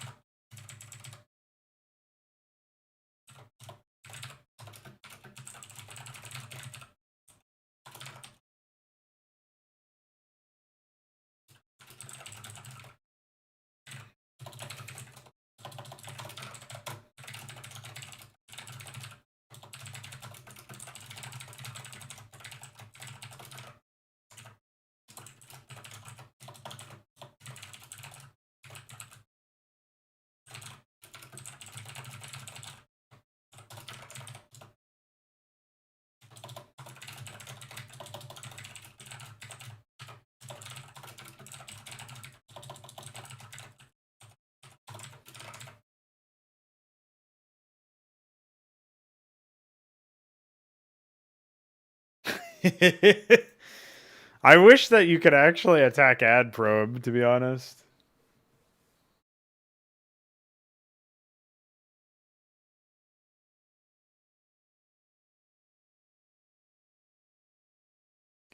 What's do the highest damage for Terrans for ground that kill that Zerg unit?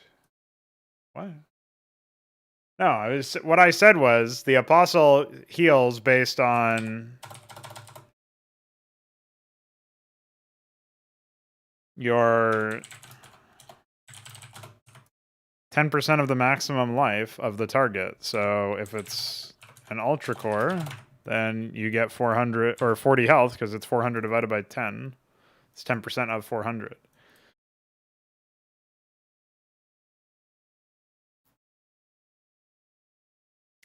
Oh, well, specifically the Ultra Core's lifesteal can be outdone by like just a couple of tanks, I would imagine.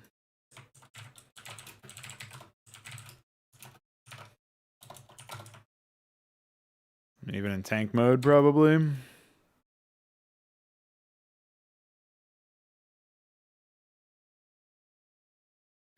Yeah, that wasn't even really close.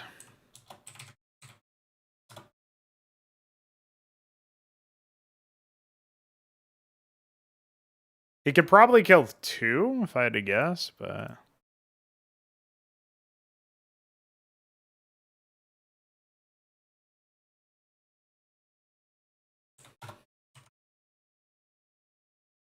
it's like most units can. Like he can probably kill these 2 and then but if you micro a little bit, obviously he can't. So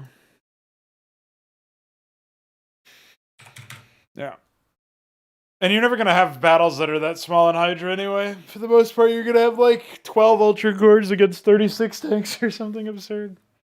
So yeah, it's not that like it's not a ridiculous lifesteal. It's 50% of damage dealt.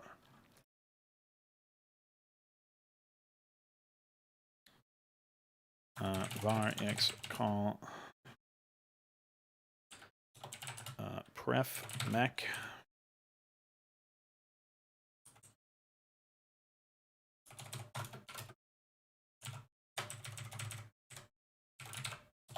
Machine.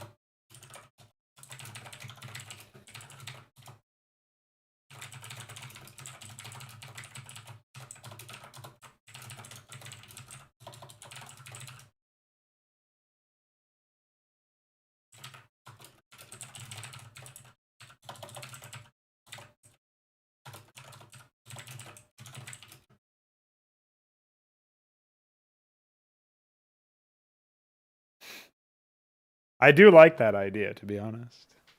The idea of like an Ultra Core just like making a mouth farting noise, like blowing a raspberry at you.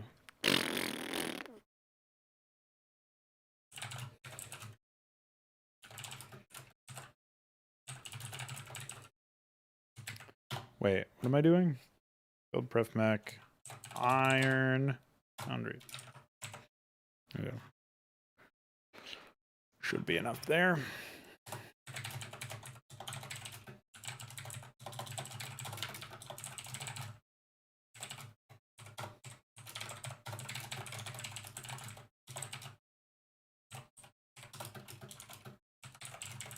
Yeah.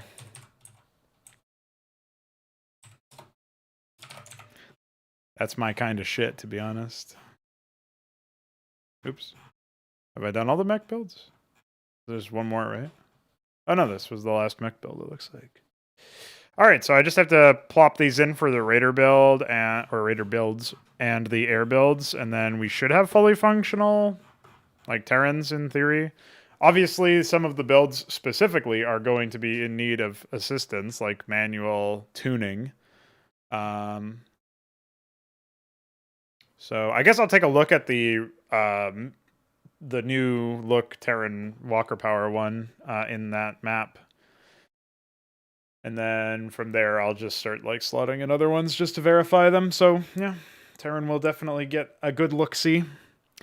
But before that, I have to use the bathroom. So will the Protoss get a tank or similar shoot while moving?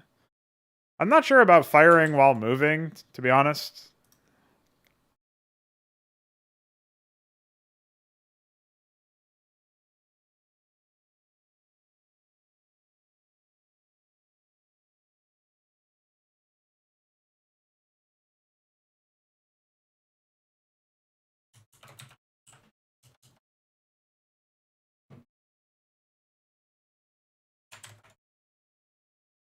Yeah, if I had to guess, it's like one of those things that you can really run away with. How powerful something like that is. The Wyvern is the only unit in the game that fires while moving, and it slows itself down in order to do that. As far as whether the Protoss will get a tank, I mean, it doesn't really feel like it's particularly Protossy to have a tank, to be honest. I like the fact that they have Striders. I don't even really like that they have walkers. Like, to be completely honest with you, the Golem, Idol, and Manifold. I guess the Idol looks a little bit more interesting, so I'd probably keep that graphic before ditching the other two. But these other two, to me, I would prefer to just have some like completely custom, wacky looking stuff. I'd like to have like crawlers, like probably have the Architect be a crawler in the future. That looks pretty wacky. Try to keep the humanoid maybe the golem makes sense for it to be a hominid type thing, the way that like the zealot walks on bipedal. Protoss infested Terran.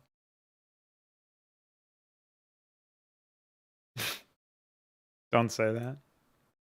Don't say simulacrums shoot while moving. What's wrong with you? We were yeah, so I think you were there, Kian, when we were talking about vassals. I don't remember.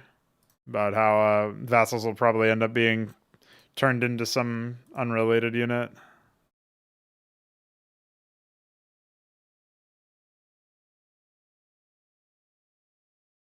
Like a supportive unit that's created by some mobile.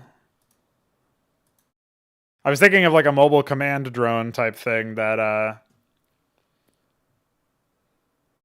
that would deploy them maybe in response to being attacked. Instead of it being like the way that the carrier works, where it has the steward, I was thinking it would be maybe it will work the same way where you have the strafing thing. But I was thinking more along the lines of deploying vassals as controllable units. But maybe that does make a bit more sense. Yeah, I'll think about that, how that will work out. But I really like that idea personally. It's just a matter of like finding a good graphic for it, obviously. All right, I'll be right back after I use the bathroom. So stay tuned.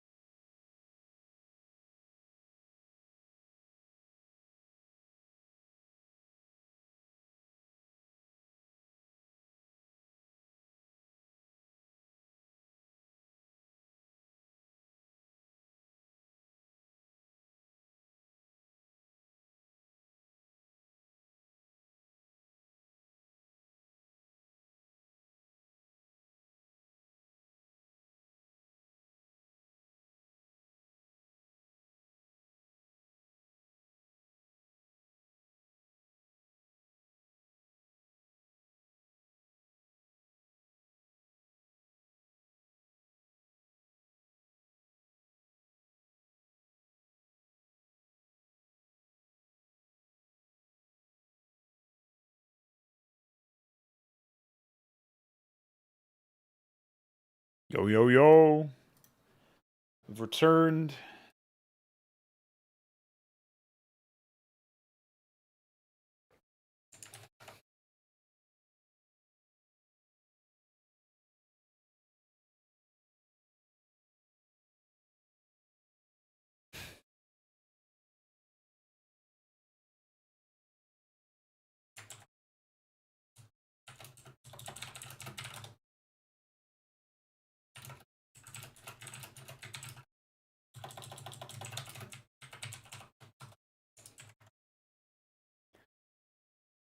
Disaster.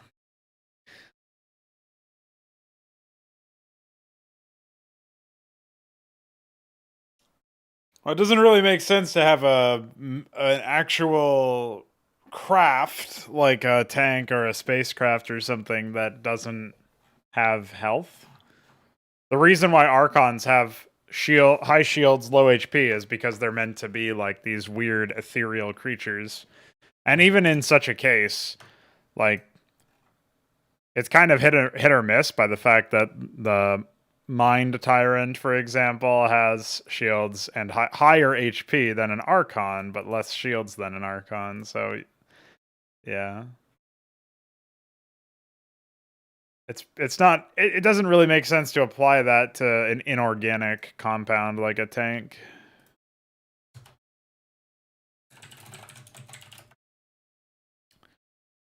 Uh, uh, uh.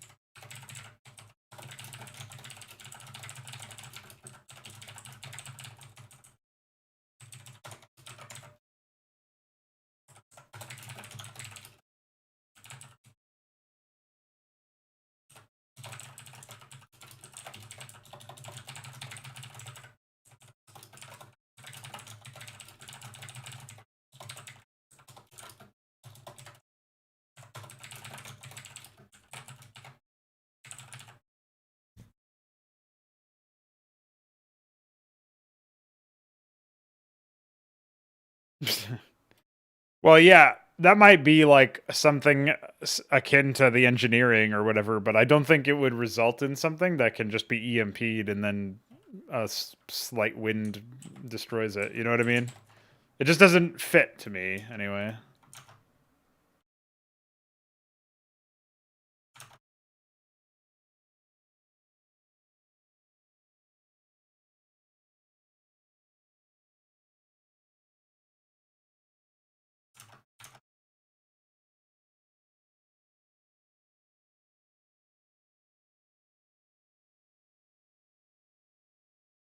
Yeah, I have to add this to my watch later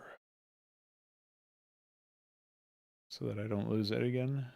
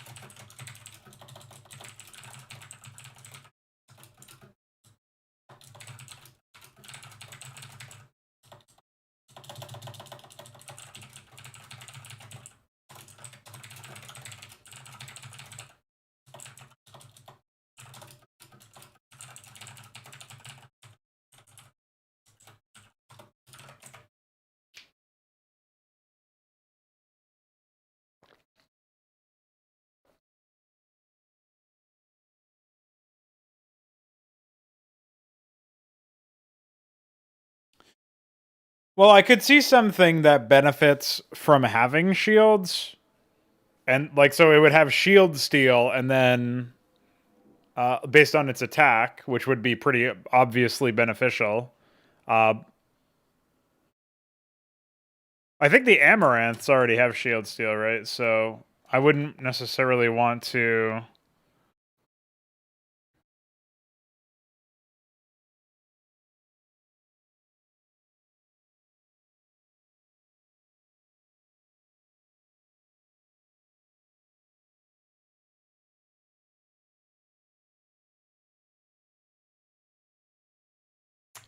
Like, hold on. So if I pull up the Augur and then the Amaranth, yeah, the Amaranth needs to it should have a small amount of shield steal that increases based on health instead of having 0 by default. So the maybe it starts out at 25% and then increases to 50, up to 50 or something. Oops. Eternal translate, by the way. Oh. Apparently we have busted link in the Augur.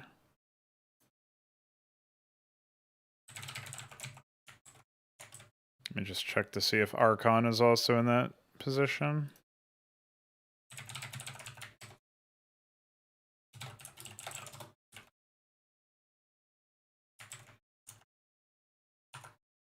There we go.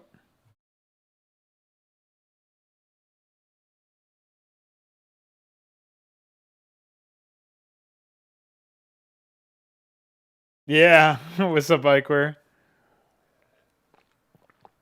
Yeah, when you have FPS drops in your trailer, it's already over, to be honest. I wonder, do I have pref? What do I have for prefs here?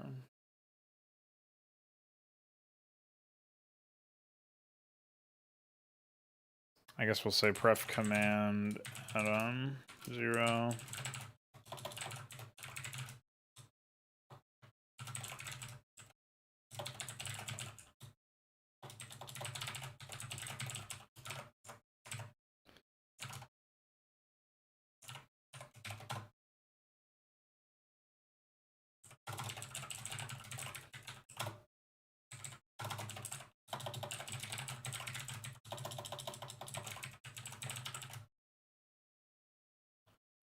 Comset station.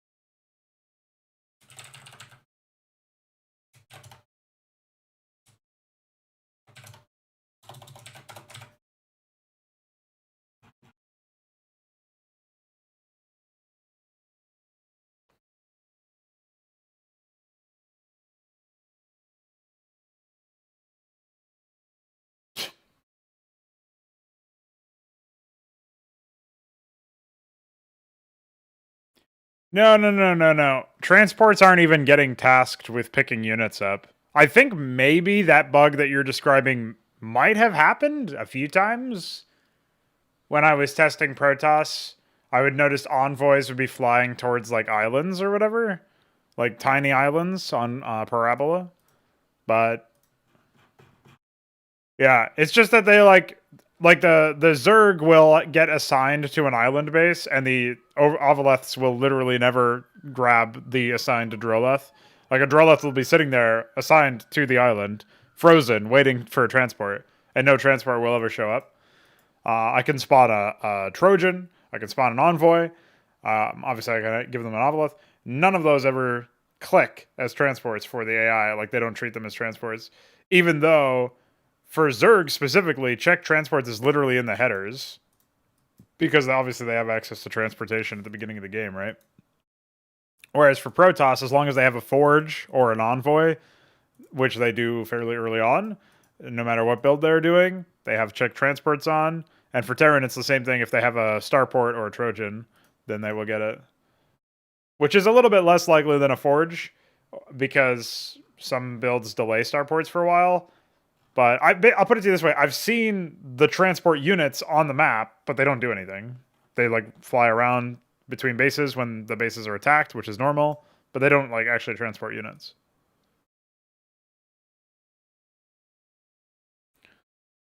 Probably the vehicle that has the highest shields for Protoss is like the Architect, maybe. Trying to think, like maybe the Golem. Golem has 100 shields. Architect has 150 shields. That's probably the highest. Like, what's the Demiurge gonna have? Yeah, also 150. I don't think anything else would even have anything anywhere close. So yeah, it would be the Architect. I mean, the Atreus isn't really a vehicle. It has 120. It's a Strider.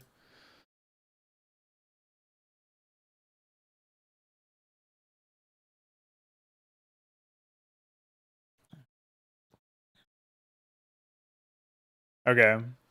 Yeah, I mean, higher priority are the crashes, which I guess Veek doesn't really know anything about.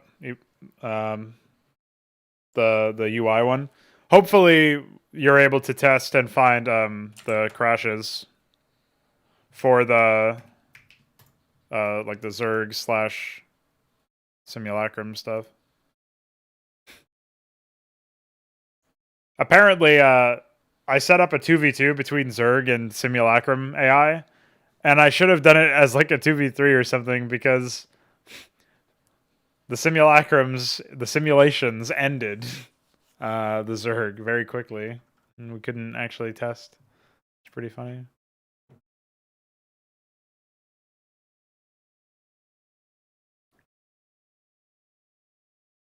But yeah, if you wanted to test just the Zerg, I could give you a Zerg only test map if you haven't already tested that, Icor. What am I even looking for right now? Oh yeah, I'm just scrolling up here because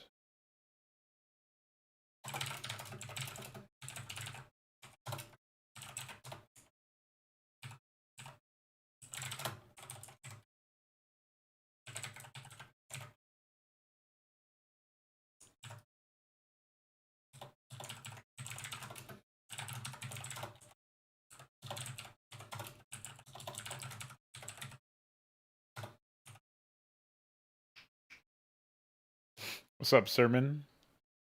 So you have found my humble abode.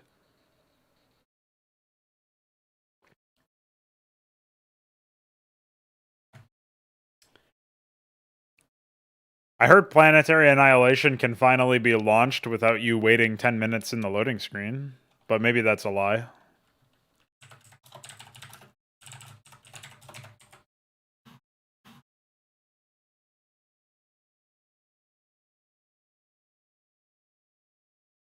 So right now those preferences aren't going to do anything just yet, but the framework is there for me to plug them in later. We don't really have a proper setup for adding add-ons to the command centers for the AI. So I guess we can do call preferator prod, build preferator barracks 13 just for the sake of building a lot of ghosts. Besides that, I mean, probably just madcaps, right? Will they need that? Will they need crowd control more? Yeah, I think I'll go Madcap and maybe like Cyprian for standard. Raider, standard, build pref. Raider, standard, Cyprian, and then Raider, heavy.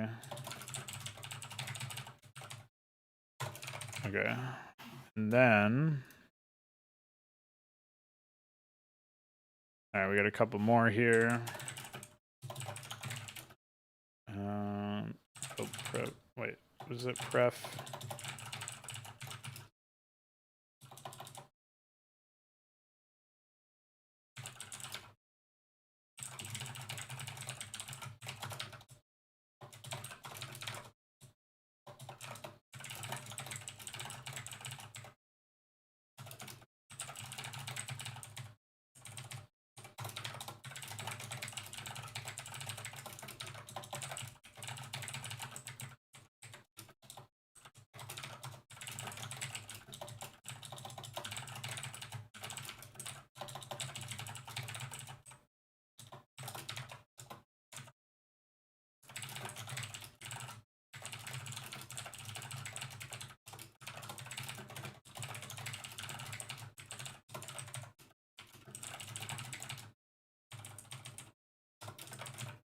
Okay.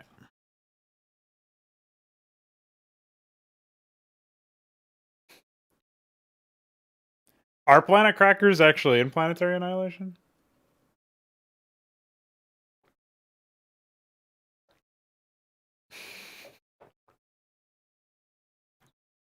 Yeah, could you imagine? The Minotaur fleet is in being ready to be deployed.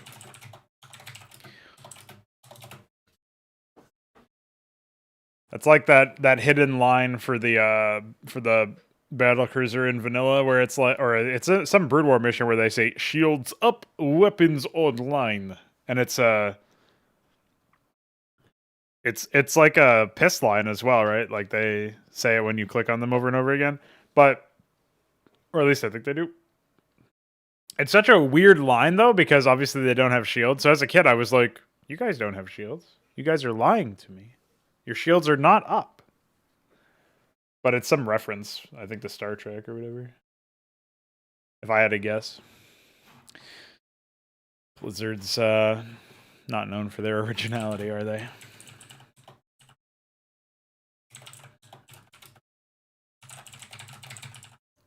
Standard Cyprian VAR-EX call, preparator prod, preparator barracks 13.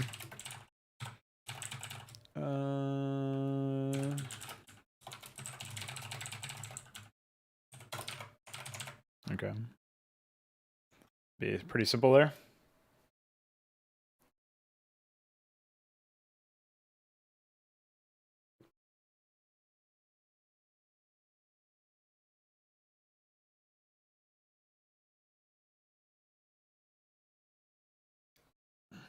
Oh, I guess he does say that, right? I forgot about that one, Iquare. Not equipped with shields. Well then, buckle up. They don't say that part in the mission. In the UED mission where battlecruisers start just walking into your base and kissing you, they don't say that the second part of the joke line. They just say the part that doesn't sound like a joke. They could have just cut it to say weapons online, and that would have been fine. But they didn't. What's up, James Gilchrist?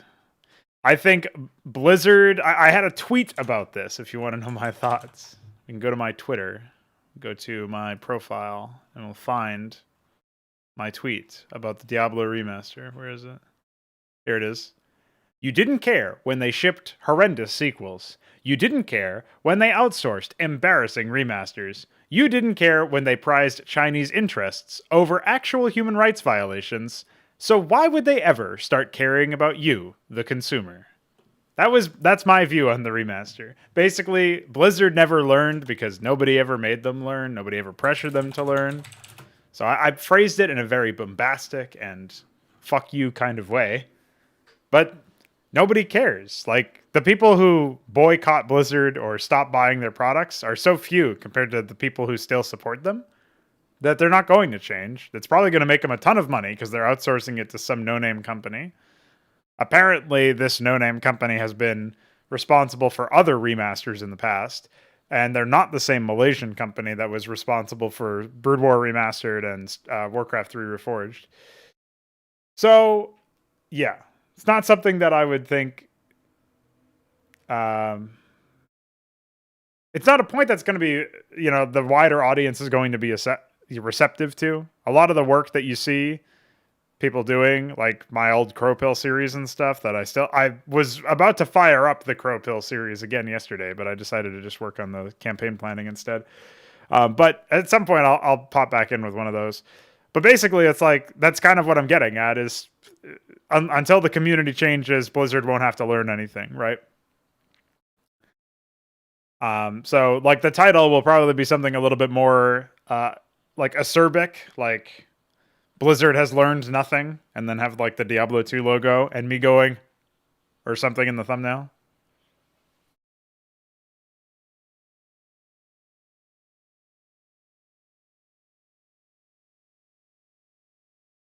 So yeah, it's all but a lark, isn't it? All a bit of a prank.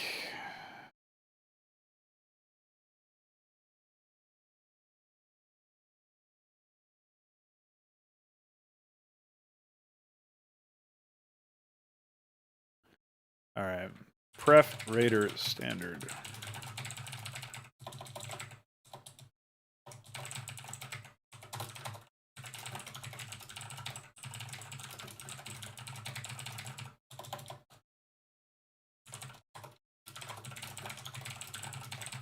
Wait, did I do the covert ops add-on for the nuke? Yeah. I think there's oh no, this is the last build, isn't it? Okay. Prod, build preferator. And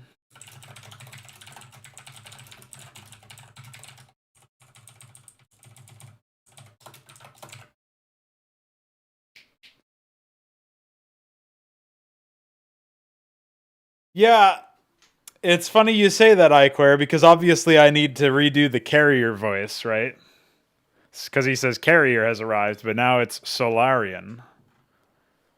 So at some point, yeah, I'm going to have to either commission, well, not even commission necessarily. There's probably, like, one of the things that I haven't really explored too much, but I'm pretty confident in, is that, like, there are a ton of people who would be down to just do voice acting, and they have like the amateur equipment enough that I can clean up the sound quality for unit responses. Like there's tons of people who like volunteered that shit.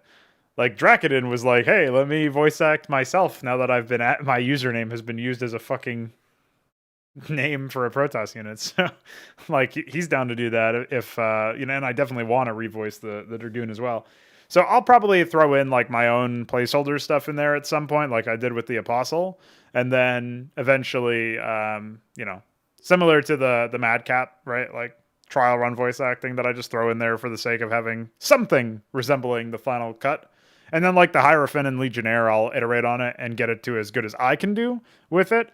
And obviously, the more I do like that, the less variety there are because it's literally me voice acting everybody. Eventually, we'll be able to like take some of the units that maybe I wasn't able to deliver the like exactly what I wanted out of it and start like outsourcing those to other people who want to do them.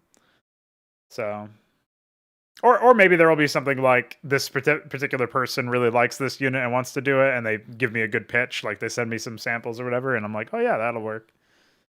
Stuff like that could certainly be could certainly do the trick. So I'm not even really sure why the battlecruiser has I guess it's a Russian guy or something. It's somebody from Eastern Europe doing the voice. Like I'm not really sure why if that's also a reference or if that was just their choice to make it happen.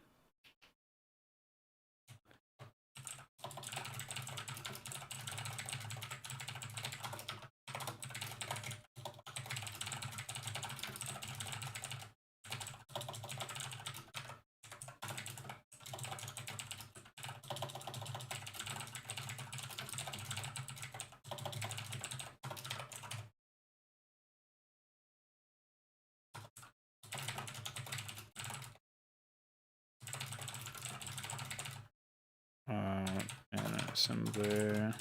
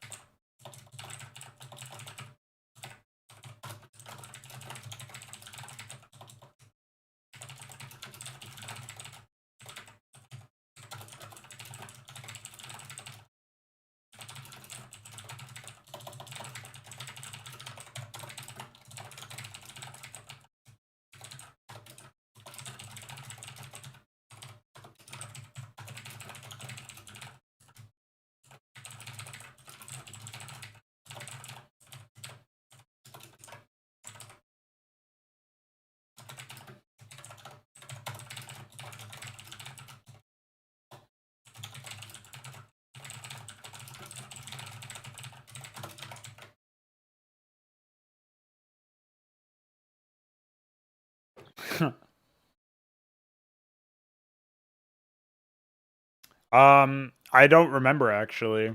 Yeah, I think it was like a Dead Space style game, if I had to guess, but one where he intended to have actual content in it. So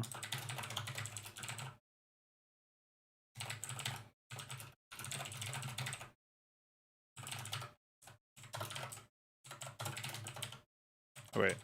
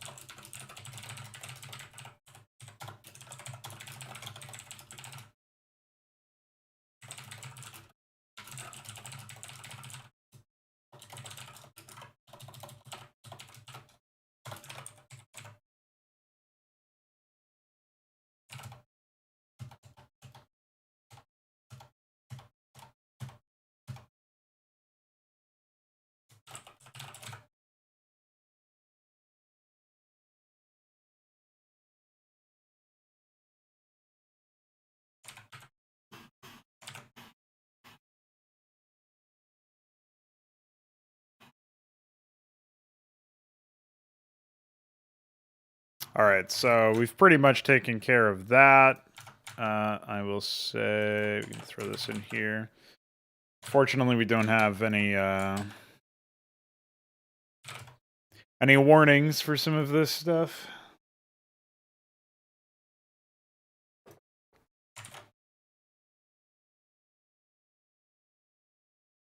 So if I typoed a name, it will not show up. But such is life, I suppose. All right. So now that I've plugged all that in, what I would like to do is...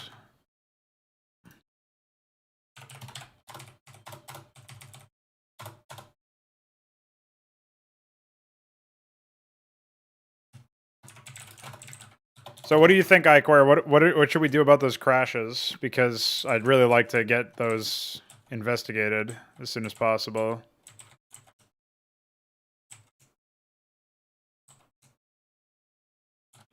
I'm gonna look for a 3 fact by... Okay, yeah, he's definitely hit that. Okay.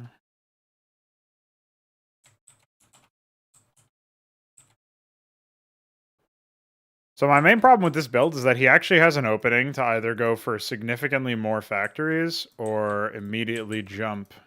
Oh, he does go for more factories, it looks like. He was up near the 400 mark there, so he could have gotten more out of that. But it looks like he's going to pivot into the add-ons immediately, which is nice. He already has this fourth fact underway. This is actually an improvement in what we saw from before. So this is good. You're going to see the fifth fact come out. He doesn't yet have a sixth requested.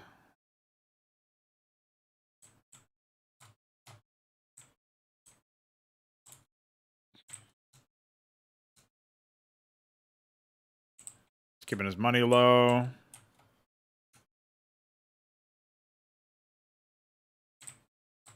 Second salvo yard gets requested here.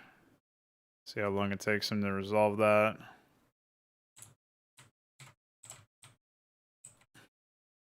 Looks like it's there.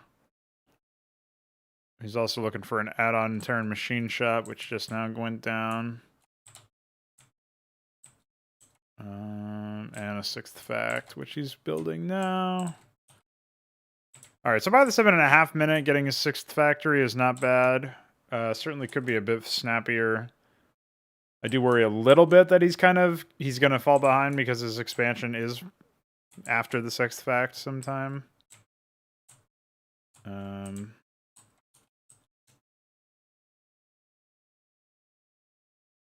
But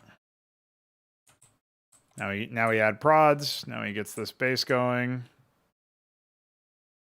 If he ever gets the money for it, that is. This is why ideally you would... Oh. Will he ever have enough money is the question. He had a pretty large army, but it must have gotten swallowed up by something.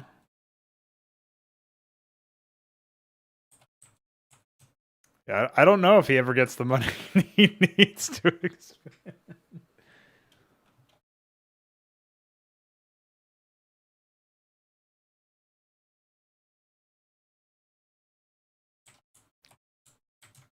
Yeah, no money, homie.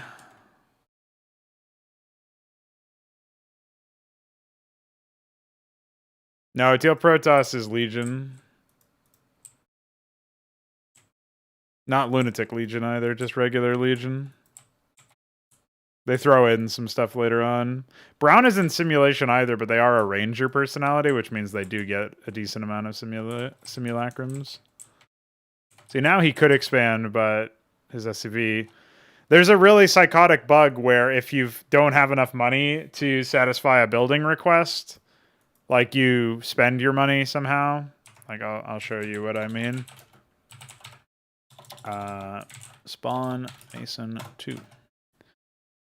So I'll do this, and then I'll start building it here.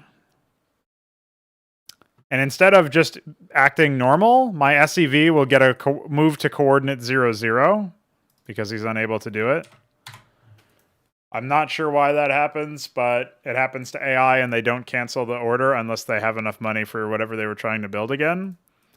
So, no idea why that would happen. I'm guessing the pointer is fucked when, like, the pointer to the coordinate that it should move to is fucked somehow. So, all right, so I think it's pretty clear this guy needs to expand after the engineering bay call. Because otherwise he's just never going to expand pretty much. So let's do Walker power. There we go.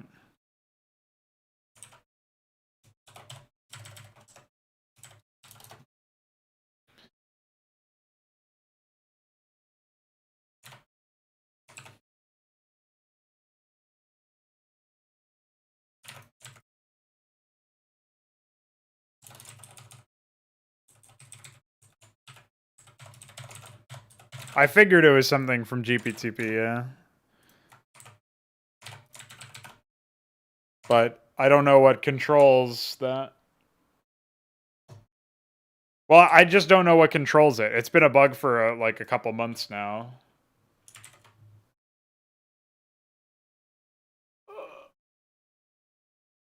So if we can fix that, that would be pretty nice. It only happens with Masons because they're the only ones who... Well, maybe it happens with Protoss too. I don't know.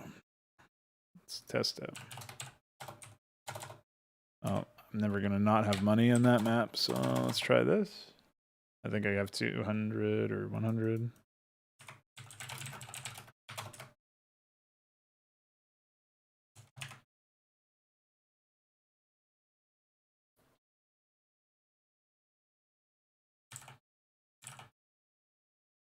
Yeah, it only happens with Masons for some reason.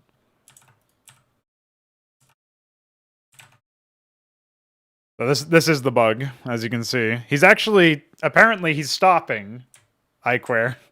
If you can believe this, his highlighted key is the stop key. What happens if I hit stop? Oh, he actually does stop. But yeah, he would have gone all the way to 0-0. So, yeah, I don't know if that tells you anything, but maybe it's like command receive cancel or something. I don't know.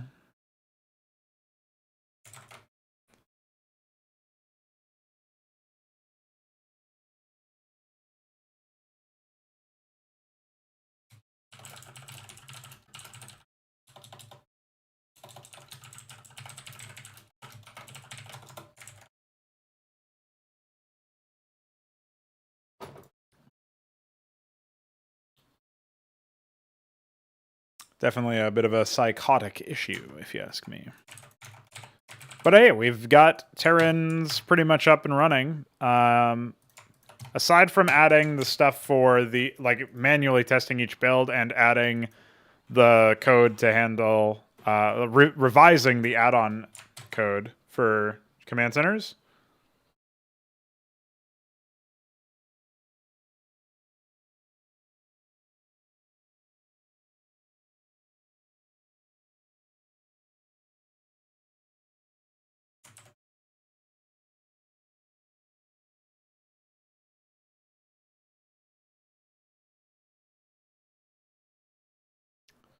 Not really that much left to do there, so I'll move on to working on the other AIs pretty soon as well.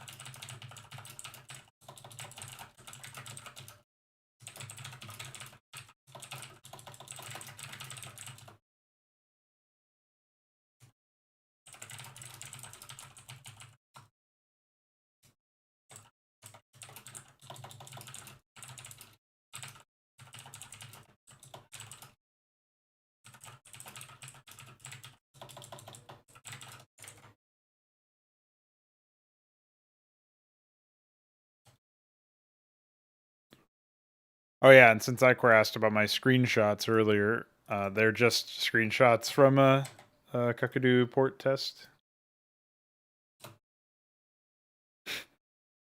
iquare.png.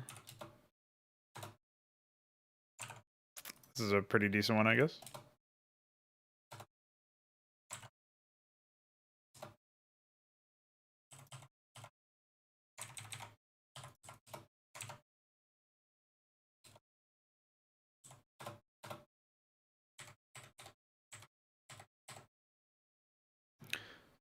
It's kind of cool that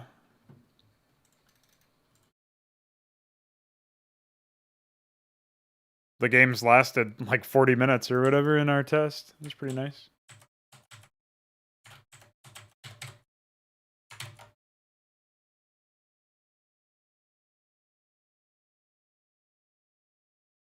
seeing less and less crashes, even though I don't think we fixed anything, so. No idea. No clue.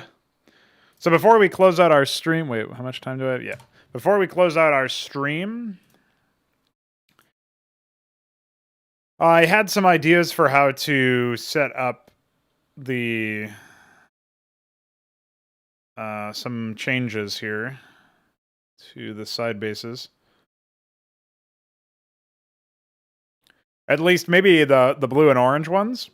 I was thinking of, again, trying to favor access towards the expansions that are close, because I kind of want to characterize the blue and orange start locations are more resource rich, but a little bit more limited in build space, whereas the red and purple ones have more build space, and they have an expansion over here. They have an expansion over here, but the pathway to it is a little bit longer, so they don't have as easy access as the other ones do.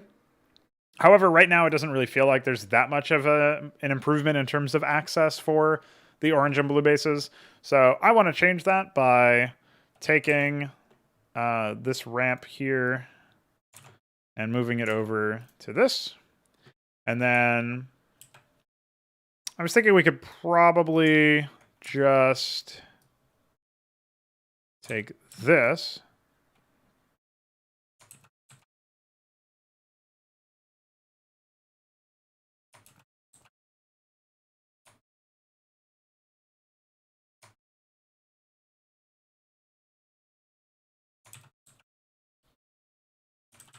And we can do something to the effect of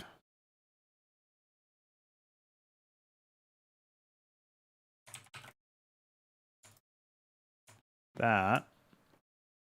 Not really sure how this looks or whatever, but maybe we just remove this entirely. Maybe we just make it so that there's no ramp.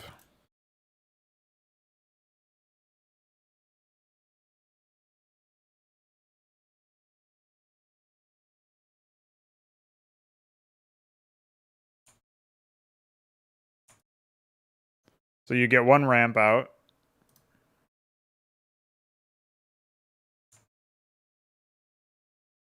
Yeah, you deploy your turn ramps.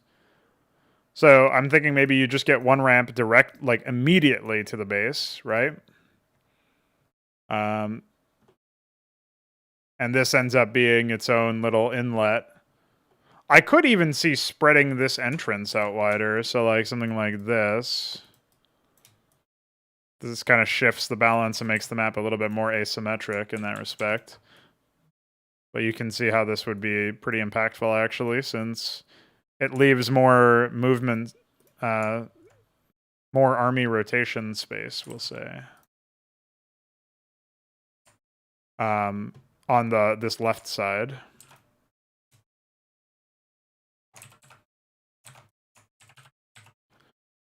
Than the right. So we get to play around with this sort of like it's XY symmetry, but spread out a little bit, right? So the default setup over here is the same, as you can see. Like these purple hasn't changed, but orange has. So now blue will change. We'll just have something like this.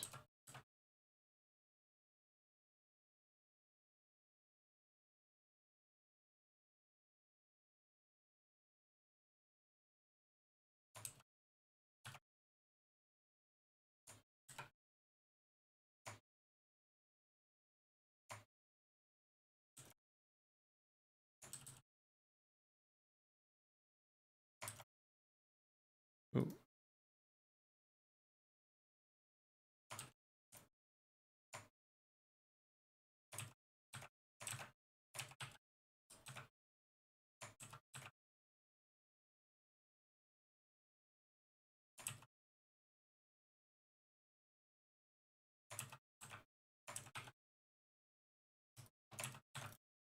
Okay.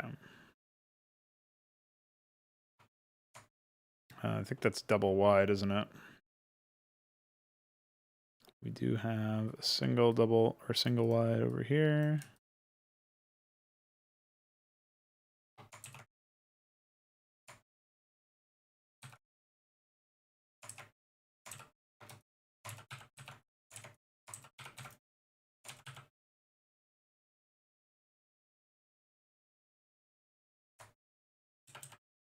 Sup, Alexander?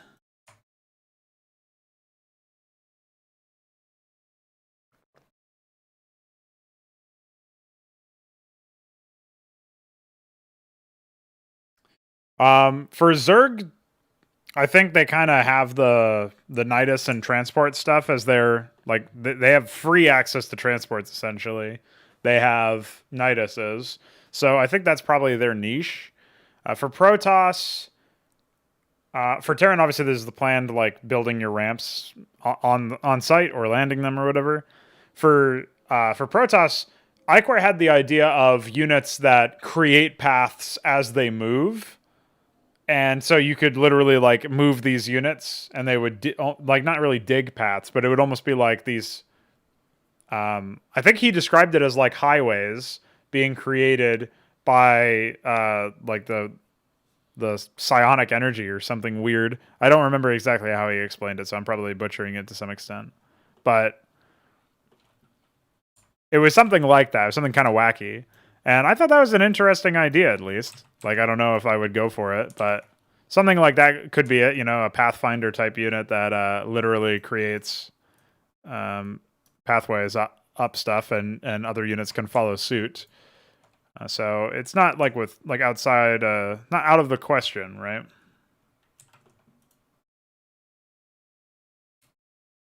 I have just realized this ramp is not aligned. At least I do not believe it is. It's supposed to be aligned with this, so it's probably been a slight imbalance this whole time. As we look to this one, we see that's pretty much aligned, right? So I don't really like that there's this hard edge over here that is not something that can be tweaked at all, but by the same token, don't really know what you would do differently there. But yeah, I think this overall is positive for, again, having asymmetrical player spots on the teams, right? And the XY symmetry is more interesting to me than just straight up like mirror symmetry, so bit of a fan of that. As for all ramps being wide, I also agree. I think the space for smaller ramps is pretty small. Like it's not something that you can get away with a lot of the time.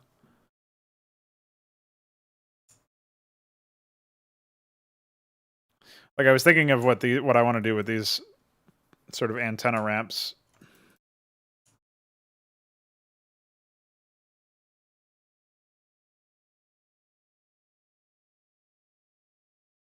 Maybe the answer is to move them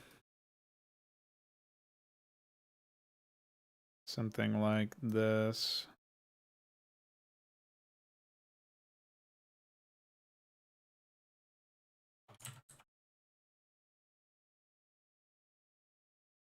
Right? And then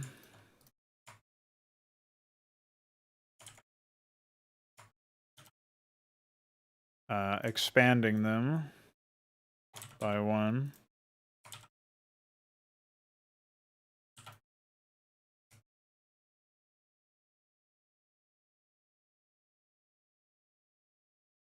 So that they can be used as legitimate exits or entrances.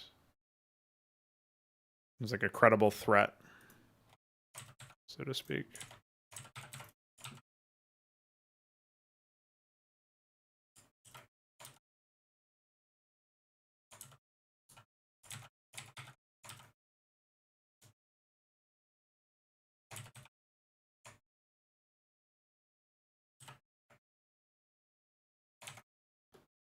This also has a knock-on effect of slightly increasing the build space.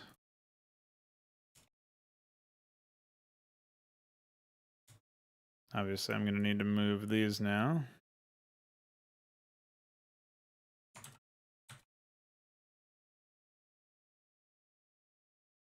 What do we got here?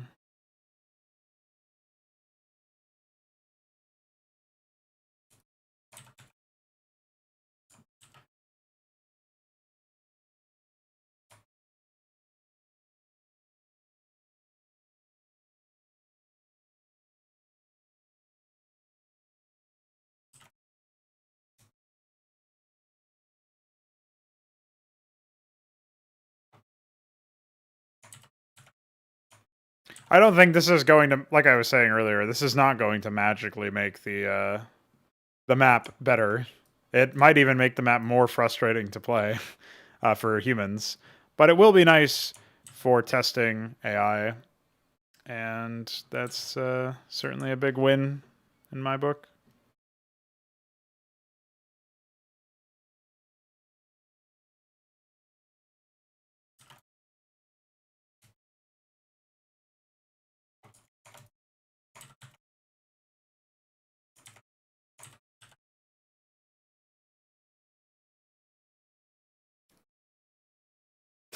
Is it possible to continue to do coding when married? I would imagine so, yeah. I mean,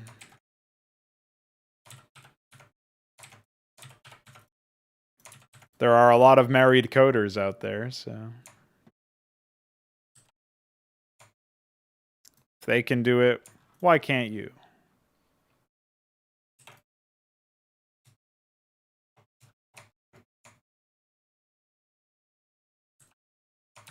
Oh, I guess I didn't control C hard enough there. I mean, just like with anything, you're going to have to split your time a little bit differently, but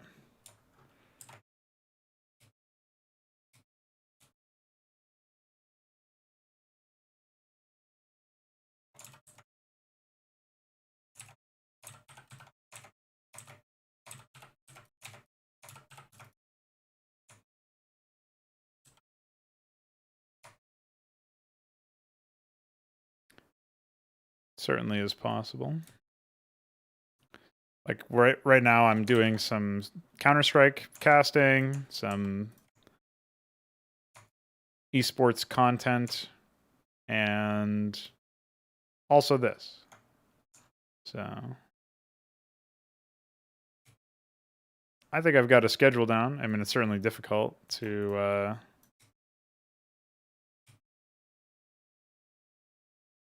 balance your time in that respect, but it's definitely possible.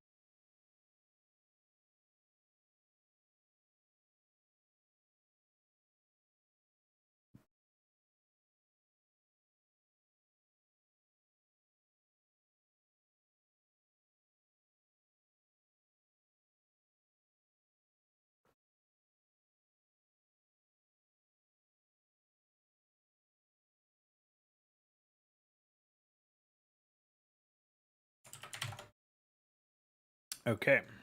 I think I've done everything I intended to do here.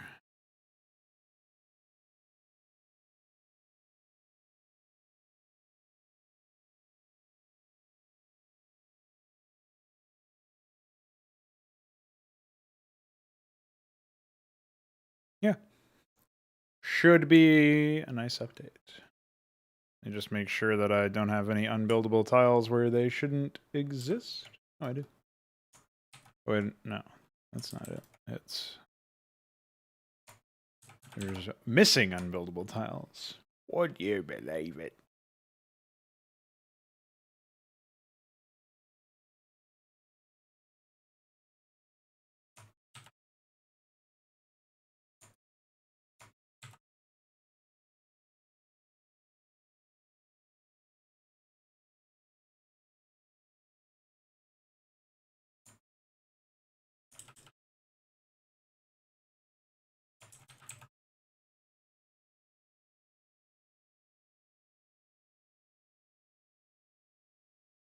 It's pretty cool to be able to build in installation, to be honest.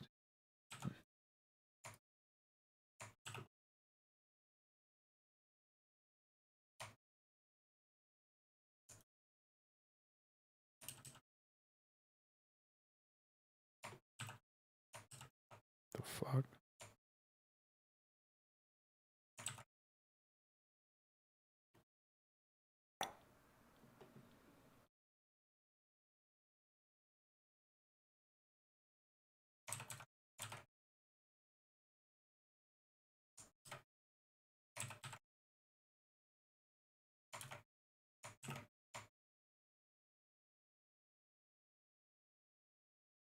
Okay. Think we've got them all.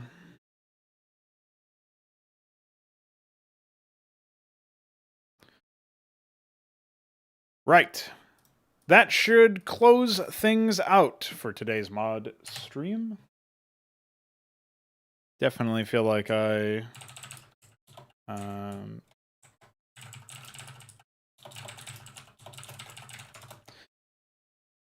made some pretty good progress on the AI. I'm now ready to jump into working on the Protoss and Zerg rewrites to get their systems operational.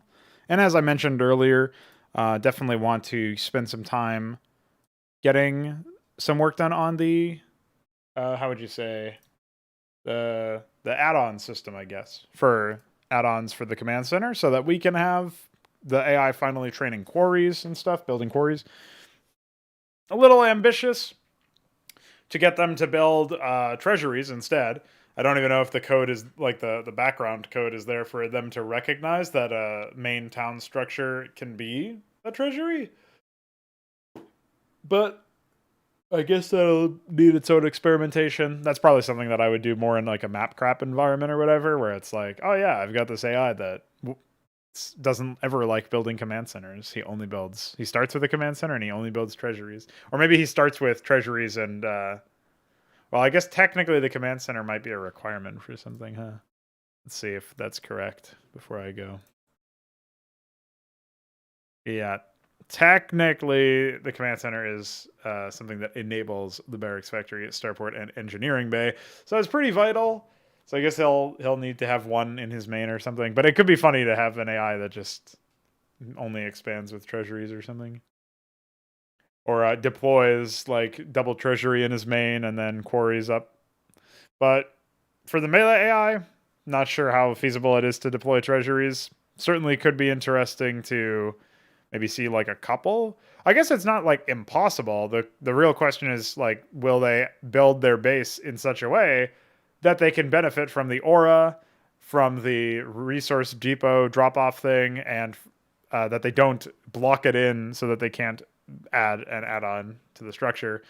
All of those questions are pretty much like you never know. It's like a stroke of luck if it works out or whatever. So who knows? But yeah, this 3-hour mod stream brought to you by the number 3 and the subscribe button on the YouTube channel. Check it out, and I'll catch you guys later.